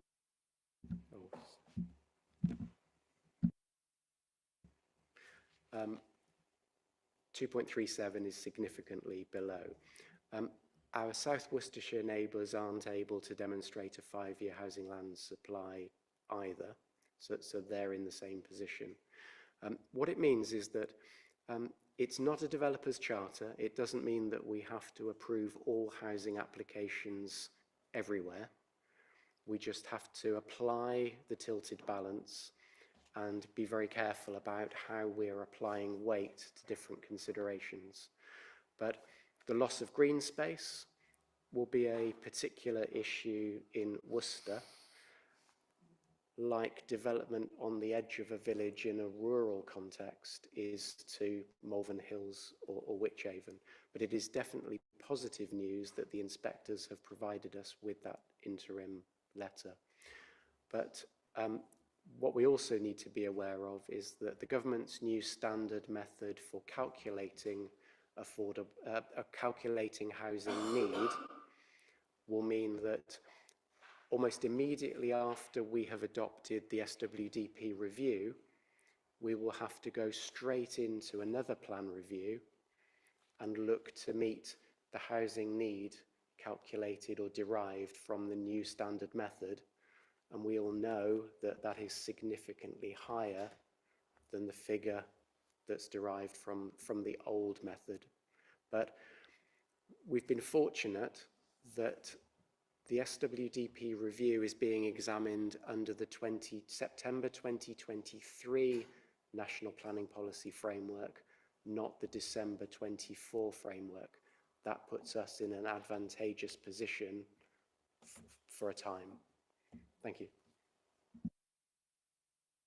The other point I wanted to make was about the buses, because like many people around the table, it's very frustrating. However, no, the 30 bus route to Dines Green does actually run till the last bus goes at 11:10, which I think is quite a good service, every half hour at that point till 11:10. So I do think that that's one you can relax on. 31 is a different matter. Obviously 35 also is a very good late night service, but it's only those two routes that are late night at the moment. We really do need to encourage first to step up on the other routes a bit more. They have done better recently. They've put routes back on Sundays, for example, but there's still a way to go on that. Thanks. Thank you, Jenny. Any other points? Oh, Edward. Thank you, Chair. It's not like me to be sitting quietly in the corner and be forgotten. I was going to say 2 points, if you would indulge me. The first one is city centre football. We don't designate a target, but in the report, the description sort of suggests or implies that there is a target by saying that if it fell below that point, we would take a certain action. Is it helpful to tidy up that wording just to sort of match up expectations? I'm imagining that, you know, within reason, we would all notice if city centre football halved overnight. I'm happy to say that it looks like that the opposite is true, that we are already exceeding in September, or we already exceeded in September, the total annual number for 2018, 2019, that sort of time. Very much looking forward to seeing the final total. My other point was, as regards empty retail units, I note that there was obviously a pretty sharp drop in 23-24, again after several years of plateau. I note that we're awaiting a report from Worcester Bid. Will that include some information about the types of businesses or uses that these buildings have found, and do we have any sense of whether the number is likely to have gone up or down this go around? Thank you. Through you, Chair. Yeah. With regard to the footfall, about 2.5, 3 years ago, we changed the way that we the service to collate the footfall. We can look at that description. Obviously, the footfall is now taken through mobile pings onto it, rather than it used to be the old where it would actually be people breaking a laser or a light, sort of like as you go through. So it's far more sort of detailed on that. So if you ever wanted to see some further information on that, I could provide that with you. With regard to the empty units, yeah, I mean, that has been reported from the bid. I don't think we've had any reports for a couple of years now from them. Obviously, it wouldn't look into specific land uses, but in the city centre, it tends to be within that retail type of use. There used to be a monitor on as part of a planning policy, but that was before we relied on the bid to give us that information. Thank you, Edward. And Nick, thank you. Anything else? No, thank you. Brilliant. The recommendation is to note the report and agree the amendment of the due date for the economic development strategy and the city centre transport action plan. Everybody happy? Just wave.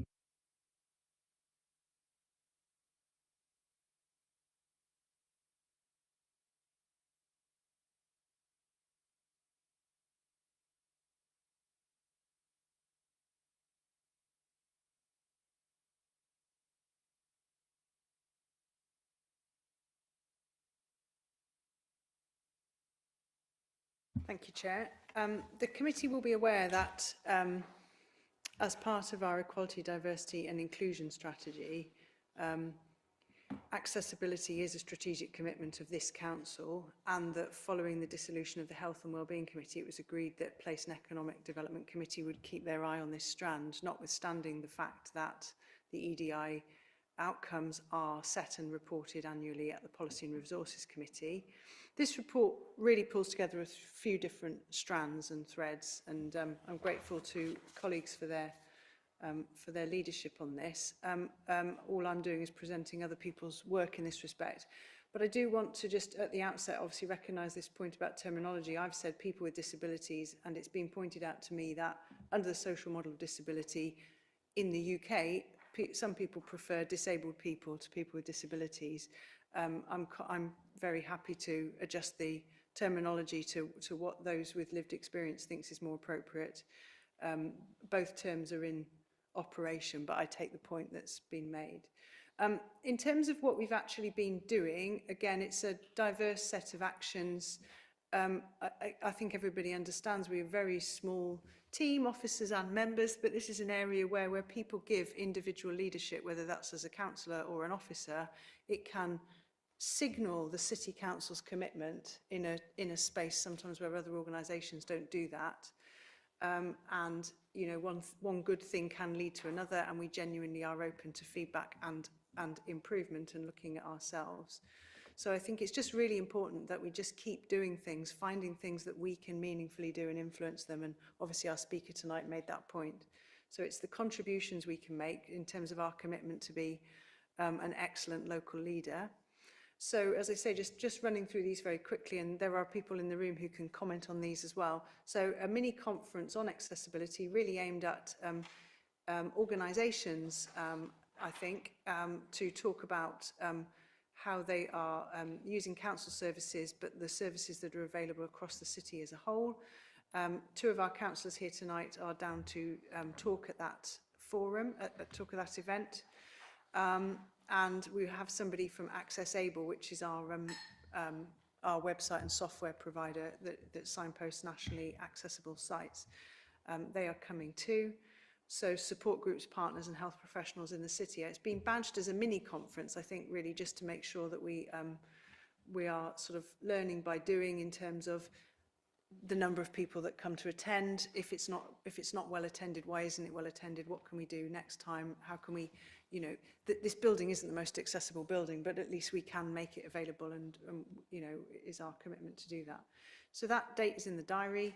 And then obviously at that event as well, the Worcester Disability Forum will be launched. Elena Round will be launching that. And that is a new group to bring together the voices of those with disabilities and their carers, and an additional group with whom the city, organisations in the city can consult on major projects and policy changes. So again, that's very much welcomed in terms of making sure that the right voices are heard, and that we've got a role to play in supporting and facilitating those consultations and opportunities. Then obviously I just wanted to pick up on Access-Able as well. It is a nationally recognised tool. It's a place to go and find information, but it's also a service that audits facilities and comes round. So as part of our subscription to them, which we've renewed, they come and audit venues in the city, and you can see which ones have been audited, and the guides are available on the Access-Able website, and that includes obviously all of the council's assets. Then I just wanted to pick up Scala, because you will be aware that in Scala's vision, mission and values, access and inclusion is extremely important and is front and centre. So again, just to give some tangible examples of how this physical asset will add to access and inclusion in the city. One example is it'll give us a new additional changing places facility in the city centre. And another different example is Scala is one of the festival programmes delivery partners for the Arts Council Place Partnership Funding, which I cover in a later report. And Scala is providing leadership on access and inclusion. So for example, at the Bridges of Light Festival last week, Scala were doing some work one-to-one with people who find either the festivals difficult to access or have specific access needs, and one-to-one conversations were held in the Henry Sandon Hall about that. And that's part of a wider brief that's being funded around access and inclusion, which has got an opportunity for emerging artists and students.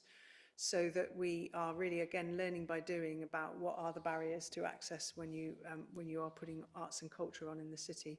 So just two different tangible examples of how the additionality that comes with Scala. Then we heard a little bit about Boys Need Bins earlier on, and Councillor Cooper was very keen that we showcased what's been going on in terms of Boys Need Bins, but there are clearly other sites, both within our portfolio and elsewhere within the city, that we should look at to make sure that we've rolled out that provision as far as possible in our sites. Those sites that are named, the provision's been there since 2024, but there are obviously other sites that our staff use which could also be on that list. Thank you, Chair. Thank you, Sian. Any questions? Thank you very much, Chair. These questions won't be a surprise to officers. I emailed them more than 10 days ago. So I would like to advocate for the language which you referred to, disabled people rather than people with disabilities. I don't feel that I would wake up tomorrow and be without my disabilities. They're part of who I am. So I think that's quite an important thing, even though I do understand the personhood of it. 2.3, there is always more to do. I've been asking since October 2024 that all slides be dyslexia friendly in terms of fonts and colours. I chased this up several weeks ago. I've still not heard anything back. For the mini conference, as Vice Chair, I would have loved an invitation, but I haven't had one. And then in the Boys Need Bins, 3.10, it talks about bowel cancer. I also asked for a reference to prostate cancer, as we heard from our speaker this evening. And then I was wondering if this is why I wanted it in policy as opposed to just a verbal agreement. Does this include Warndon Depot, Farrier House, Cripplegate Park, Aswood Cemetery? Will it definitely be included in the Scala? And will we work with BID to encourage other partners to take this up in the city too? It's incredibly important to me that people can come to the city in confidence, spend money in our city, enjoy our city, and not worry about having to get home quickly or not come into town at all. Thank you. Through you, Chair, and thank you, and those points were made, and I apologise for not picking them up sooner. Just dealing with them in latter order, any public-facing facility of the City Council will absolutely have this provision, so Scala will have this provision. The larger sites, the larger staff sites should also have the provision. I think anywhere where we have public toilet facilities, public or private, we should be able to offer the facilities ourselves. We have a good relationship with the BID, and I would expect that we can work with them on it to the extent that we need to do that. I'm not sure what sort of work or awareness campaign they have underway themselves. You're quite right. I don't know why I hadn't referenced prostate cancer, because of course that was the basis of Ian's campaign. Then I think just moving back up to the invitations for the conference, I'm not clear on those terms of reference myself. I can take that away and find out for you. Apologies. Thank you, Sian. Edward. Thank you, Chair. I feel you're indulging me very kindly tonight. I've got a couple of different points to make. The first one, controversial one, but I genuinely think, the language around disabled people and people with disabilities, I think you'll find very strong and vibrant opinions within the community and around the community on this point in all directions. I think that it is a minor point, and I don't think it's a mistake that genuinely it is a small consideration. I'm more concerned, to be honest, with finding out, do we have any information about toilets in Crown Gate? Because if those are going to be closed or lost, that would be of great concern, particularly for people with disabilities. Is that something that we can follow up and see if there's any further information available about that? And then finally, just to suggest, we've obviously got community centres around the city, which technically we own, but which obviously we work with the community trust and they manage. Would it be possible to reach out to them and find out if it's something that they could assist with in ensuring that the men's toilets there are suitably supplied with bins? Thank you. Through you, Chair. Yes, absolutely. We can. We have influence, as you say, over the community facilities, also the leisure centre, those we have a relationship with, absolutely, and I give you my personal commitment that we will do that. I think in relation to, I've just lost the thread of, I was going to respond to your other point on that. Broke. Try again. Sorry, I think this went to sleep on me. I have that effect on people sometimes. I was going to say, as regards Crown Gate, I don't know if that's in scope, but I just wanted to ask. Chair, I'm unaware of any proposal to close the toilets in Crown Gate. That doesn't mean that I would be the person who would know exactly what the current status is, but that isn't something that is of concern to us at the present time. Again, through bid and our relationship directly with the new operators of Crown Gate, we can certainly ask the question. And so I think I'm taking it that this is something that will be of interest to the committee to come back and report at the next meeting, the progress we've made. Yeah.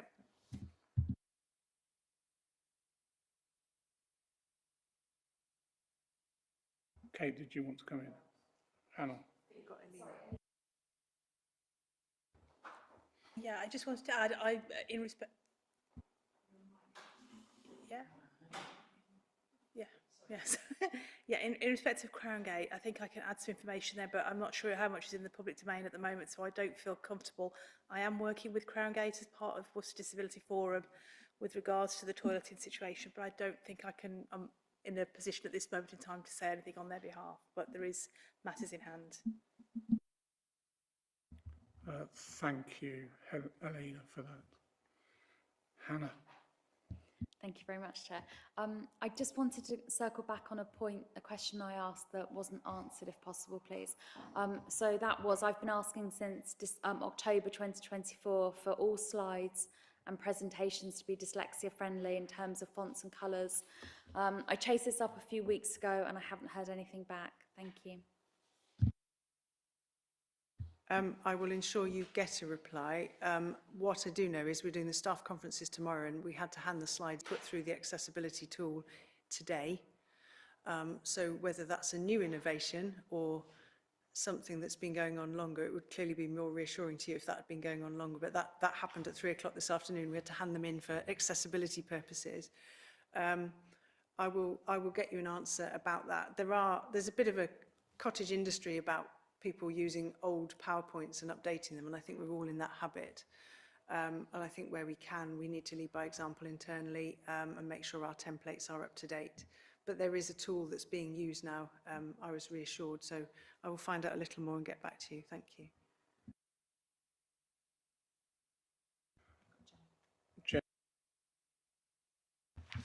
Just briefly, we're losing department stores and they have loos, and it is a big issue that the big department stores, was Debenhams 2 or 3 years ago, TK Maxx have closed their toilet, and obviously the one in Crown Gate, whose name escapes me for a second, also has closed very recently, and those are all areas where people could actually use facilities. So we do need to maybe revisit those that are still left and try and protect Crown Gate, for example, to make sure that it isn't closed in the future. I understood that they wanted to close, and then there was such a public outcry, they changed their mind short term, but they're looking to charge possibly. So, no, I'm a bit, like others, I'm a bit concerned about Crown Gate, but especially with the other sites going. I can take these concerns up with BID as the council's representative on the BID board. Any other questions, points? No. So the recommendation is to note the actions led by the council to improve access and inclusion in Worcester for disabled people and for those living with health conditions. So all those in favour of noting the report. I can't see any missing hands, so I'll just take it as read that there are no noes and no abstentions.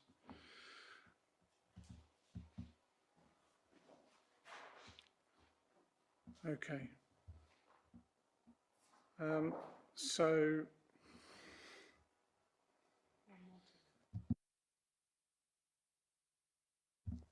So the final item on tonight's agenda is creative and cultural placemaking in Worcester, an update report. Thank you, Chair. This is to put some colour onto a small box on the scorecard that says Cultural Compact.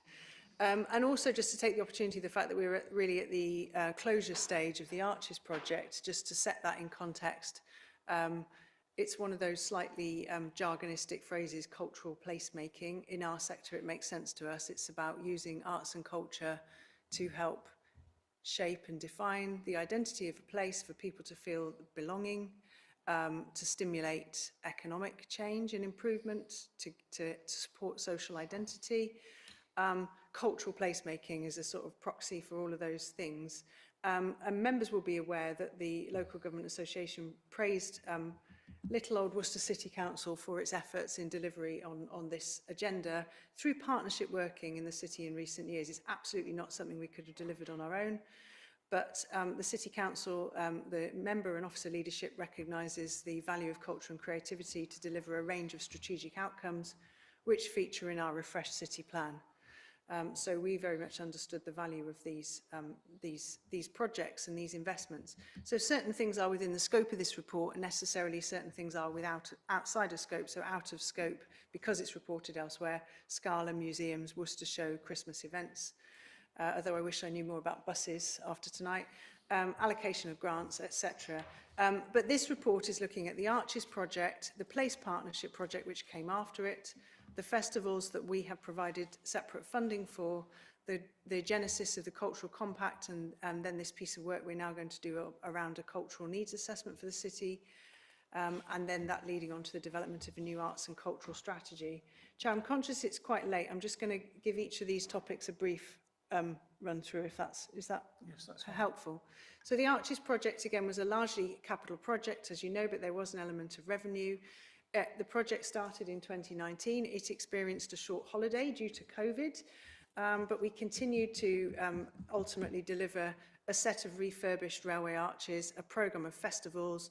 We demolished a building. We've supported community festivals. We provided skills for creative students. So it's been quite a sort of, a whole range of different things that have happened under that programme. And again, the sort of legacy from it, as well as a new destination for creative businesses in the city, supported by very low rents and an ongoing positive relationship with the local authority and the neighbours. The other legacy really is the partnership working between organisations, City Council, University of Worcester and Seven Arts.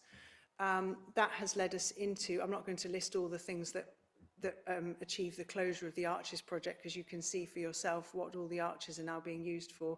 And as you go down, you'll see still the last few changes taking place. But what I would say is that the success of that project has been the partnership working, the money that was made available, the quality of the relationship that we had with the Arts Council, I think. But when those tenancies are up for renewal in 2028, what will be the conversation around avoiding those becoming on commercial terms and it not being the victim of its own success in terms of regeneration, gentrification, higher rents, because that is not what we're committed to, but that obviously is a risk to bear in mind. That risk might be mitigated by the ongoing threat of water ingress from the plants in the brickwork, which again is something that if you feel like lobbying about, please do, because Network Rail have sublet all of that to Archco. Archco do not look after the Buddleia. It might be a biodiversity improvement, but it is actively, challenging for the brickwork. That's led to us putting money into the project. We can't be sure that that issue is resolved forever. So I just flag, with all of these projects, it's understanding what you went into, what you get out of it. There's an awful lot of goodwill and legacy. New businesses have been created.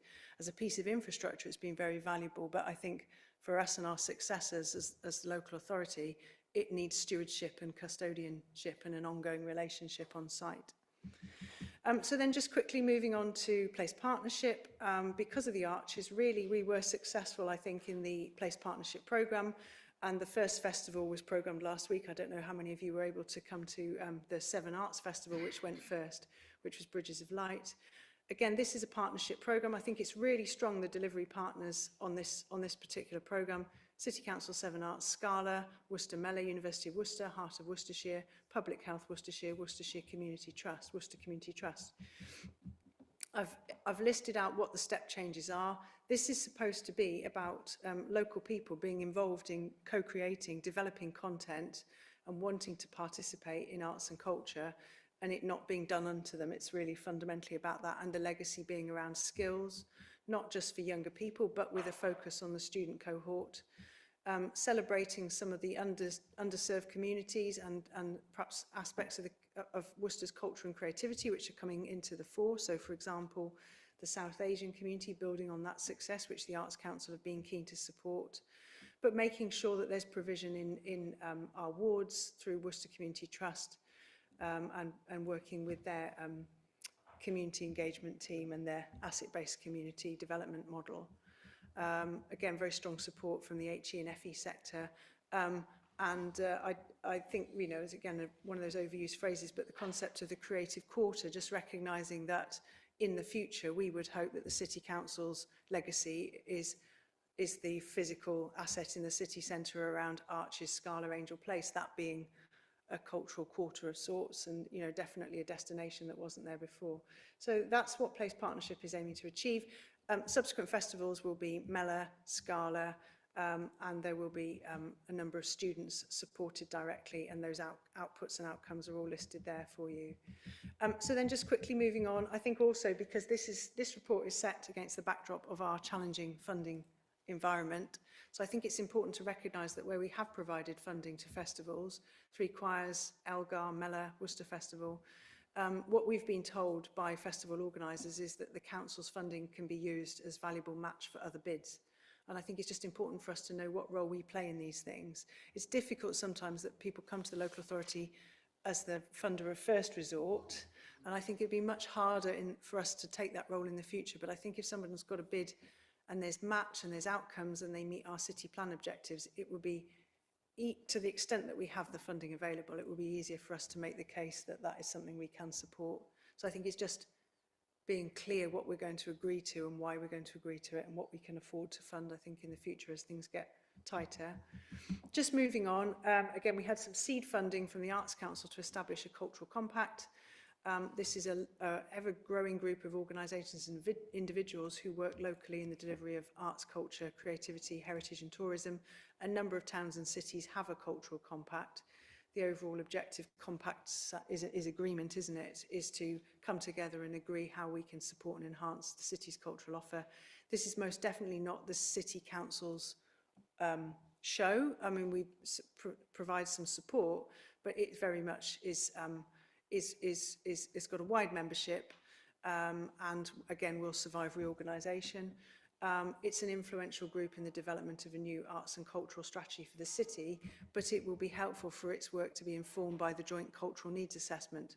So just on that, we were one of 3 areas in the West Mids who've received some support to produce a Joint Cultural Needs Assessment for the city, working with the University of Warwick and Culture Central.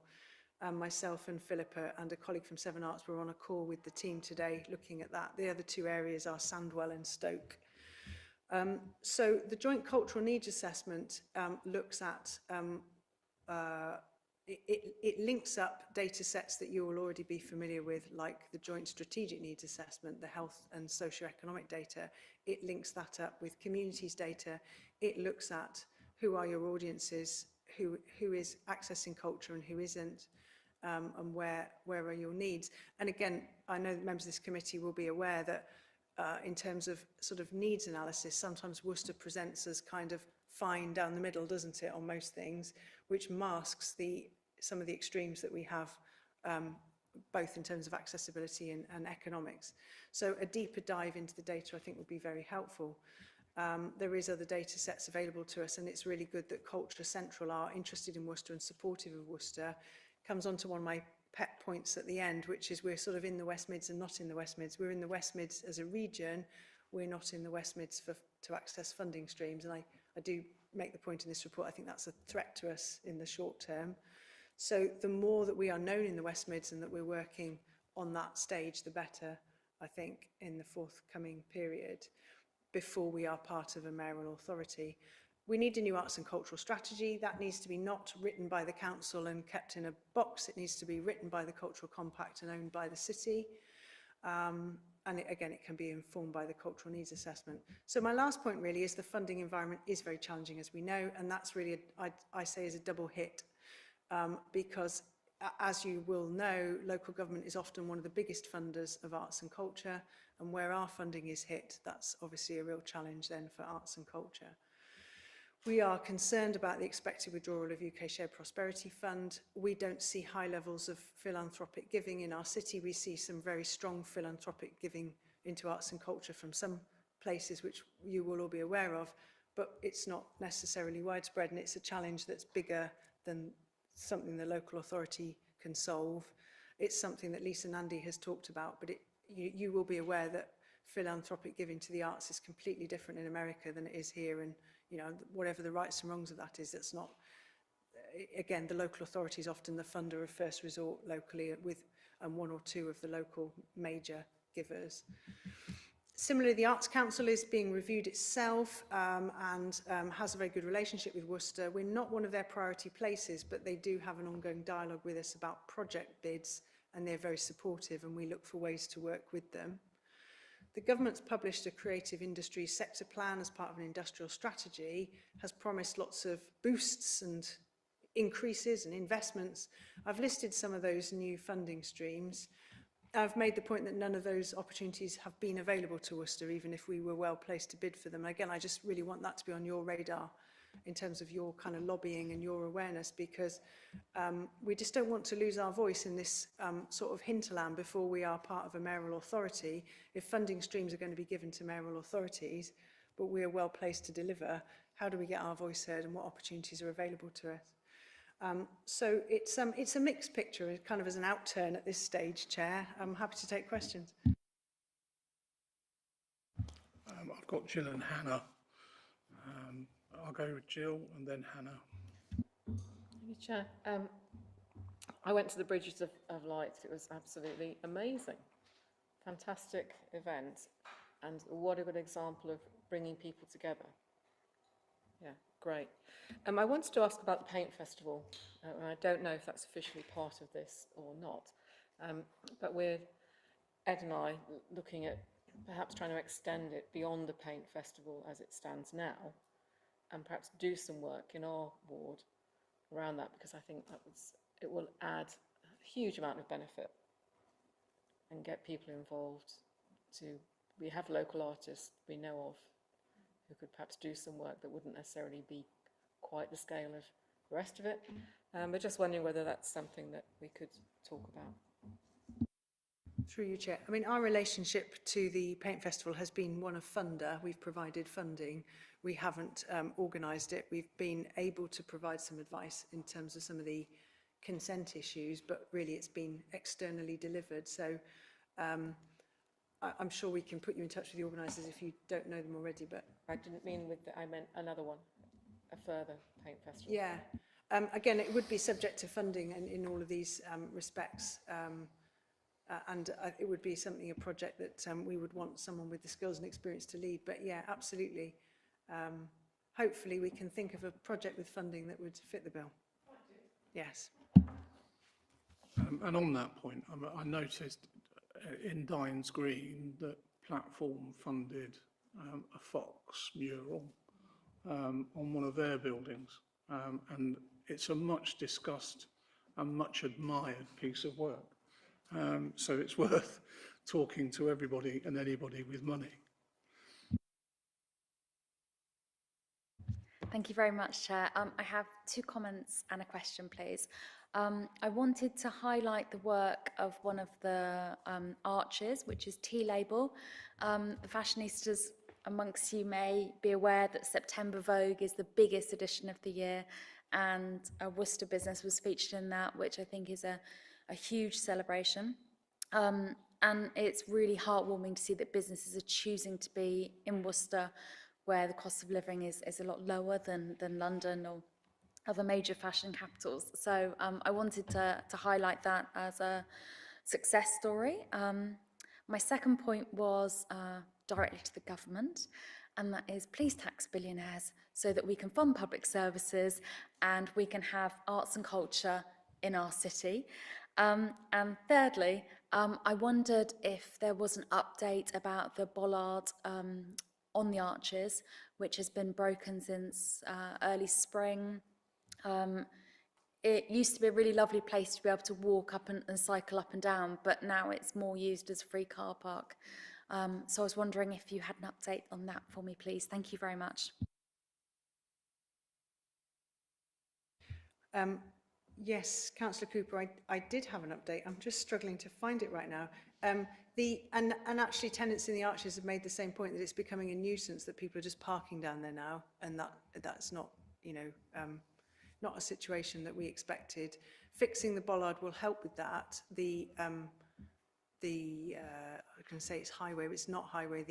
The land outside that is a road is jointly owned by County Council through the PFI, I believe, and the City Council. So I've been speaking to our parking manager about, and he's been speaking to the County Council about what can be done to regulate the area. And I'd met with a couple of the Arches tenants the other day, and they'd said it was demoralising to have that going on. So it is on the radar. In terms of fixing the bollard itself, I'm not honestly sure, but I will get back to you. Tor. Thank you, Chair. Just a couple of points on this one. Firstly, I also got some graffiti art done recently over in St Clement through the university, so if there's a big company nearby, they might be able to fund that for you. But the points on this were the joint cultural needs assessment. Has that already happened, or is it going to happen? I'm not sure. It's just about to start. So the timescale is really short, set by Culture Central. We were told on, I think it's 26th of September, we were told that we were one of the 3 areas chosen. Then there had been several inception meetings, and the team is sort of a data team from Culture Central and the University of Warwick, and their brief is to close the piece of work by February. So using a bit of our Cultural Compact seed funding, Philippa has commissioned, in its process of commissioning a consultant to do the data mining that we're required to do to feed into the work that we will be supported with. We haven't missed anything yet, but it's quite a challenging timescale. That's good to hear. And my other question is to do with the creative industry money that you've said, obviously we aren't in line to get it. Can we be asking our MP to do some work to get some of this money? Because we do so much work, as is in this report, to use the money wisely, and if we could only get some, that would be fantastic. Well, I'll leave you to decide how to make your representations, but what I would say is that our MP is on record as saying there are many constituencies in the West Midlands who aren't in the West Mids Combined Authority, and really advocating for Worcester in that regard. I think where we've shown a track record is being able to be agile and pivot and put a bid in when there's a good opportunity. And I think having the partnership working, having the basis of needs, having the investment we've made in our assets, I think we're in a good position for a bid. But some of these larger sums were very much, you know, just given to the mayoral authorities for these sort of macroeconomic objectives, and it would have been quite hard for Worcester to have pulled together, I think, the right partners even in the time. So we might be looking for something sort of at the next level down, but yeah, anything we can do to make our voice heard, I think, before the money all gets carved up would be very valuable. And knowing Tom as I do, I'm sure he'd be very willing to talk the hind off a donkey about the value that culture brings to Worcester. Thank you. I think it's really fortuitous, actually, that this report comes hot on the heels of Bridges of Light. My legs have just about recovered from taking part in Shadow Dance as one of the volunteers. It was a wonderful stall, and it was really good just to see the fruits of that partnership between the university, Seven Arts, the council, Arts Council, who am I not crediting that deserves to be credited? There's quite a few partners, and it was really wonderful to see what we achieved with that. One of the comments that I kept coming across again and again when I spoke to people around and about that festival was just, please do it again. You know, there was clearly a strong appetite for more festivals of light. Obviously, we've had light festivals before in Worcester, but there's clearly a strong appetite for more of it. And I think I'd be remiss if I didn't sort of feed back from what I was hearing from the ground level there in every room that I possibly can. I think it's a sort of great advertisement for the City of Worcester as well. I mean, these kind of festivals have a huge power to shape the local identity of a place, and clearly a lot of people in Worcester are starting to see it, as I think we see it, a place with great potential for the creative industries. In your report, where you were talking about sort of looking ahead, you were talking about that challenge of being located near the West, in the West Midlands, near-ish to the West Midlands Combined Authority, but not actually within it, and that being a challenge with funding and bidding. I would imagine that that is a challenge shared by cities like Warwick and Gloucester and Hereford, and I would imagine that those are similar challenges. Would you share that assessment, and would you take the view that if part of a strategic authority, that might potentially give us some of that much needed clout for bidding for some of those funds in the future? Yes, I think once we are in a strategic authority, we will be as well placed as anybody. It's this gap, because we won't be in a strategic authority really meaningfully until 2029, will we? So it's these risky years in the run-up to that, I think, and a small amount of revenue goes a huge way in this sector. And as we note at the start, if we can't be the funder of first resort, where else can we go to access that? So, in the end, whatever shape our strategic authority is, we'll be as well placed as anybody, I'm quite sure. But it just feels I think it's just going to feel like a risky couple of years to keep things sustained. Okay, thanks everybody. Just a couple of things then. When I first joined the council, we delivered a cultural strategy, and it just went into one of those mythical boxes and sat somewhere gathering dust. I sincerely hope that whatever we deliver next isn't going to end up in the same state. And I'm really pleased with all the work, proud of all the work that we've achieved so far. And secondly, I've promised a colleague that I would raise the spectre of town of culture and or city of culture, which have just been announced recently, which is another source of revenue, of course, to spend on light festivals, but not just light festivals. Through you, Chair. Funny enough, I was looking at it last night and thinking, are we caught between being a town and a city, and other such problems? It is something well worth exploring, and on the conversation, the meeting I was on today with, as I say, the Warwick and Culture Central team, and I was asking what have been the tangible outcomes for people, areas who've had a joint cultural needs assessment in place, and they listed 3 or 4 who went on to become City of Culture. The timescales are quite short for this, yes. But again, I think it's something that is of interest to us, and people have pointed us to it. Exactly where we fit in terms of town or city, I'm not sure yet, but yeah. Thank you for that. Any other questions? Anybody? Right, thank you very much. The recommendation is that the committee notes the progress in delivering a number of creative and cultural placemaking projects in the city, and the opportunities and challenges which Worcester is facing in securing ongoing investment. All those happy to note the report, please acknowledge. I see no missing hands, so can assume no noes and no abstentions. Thank you very much. And good night.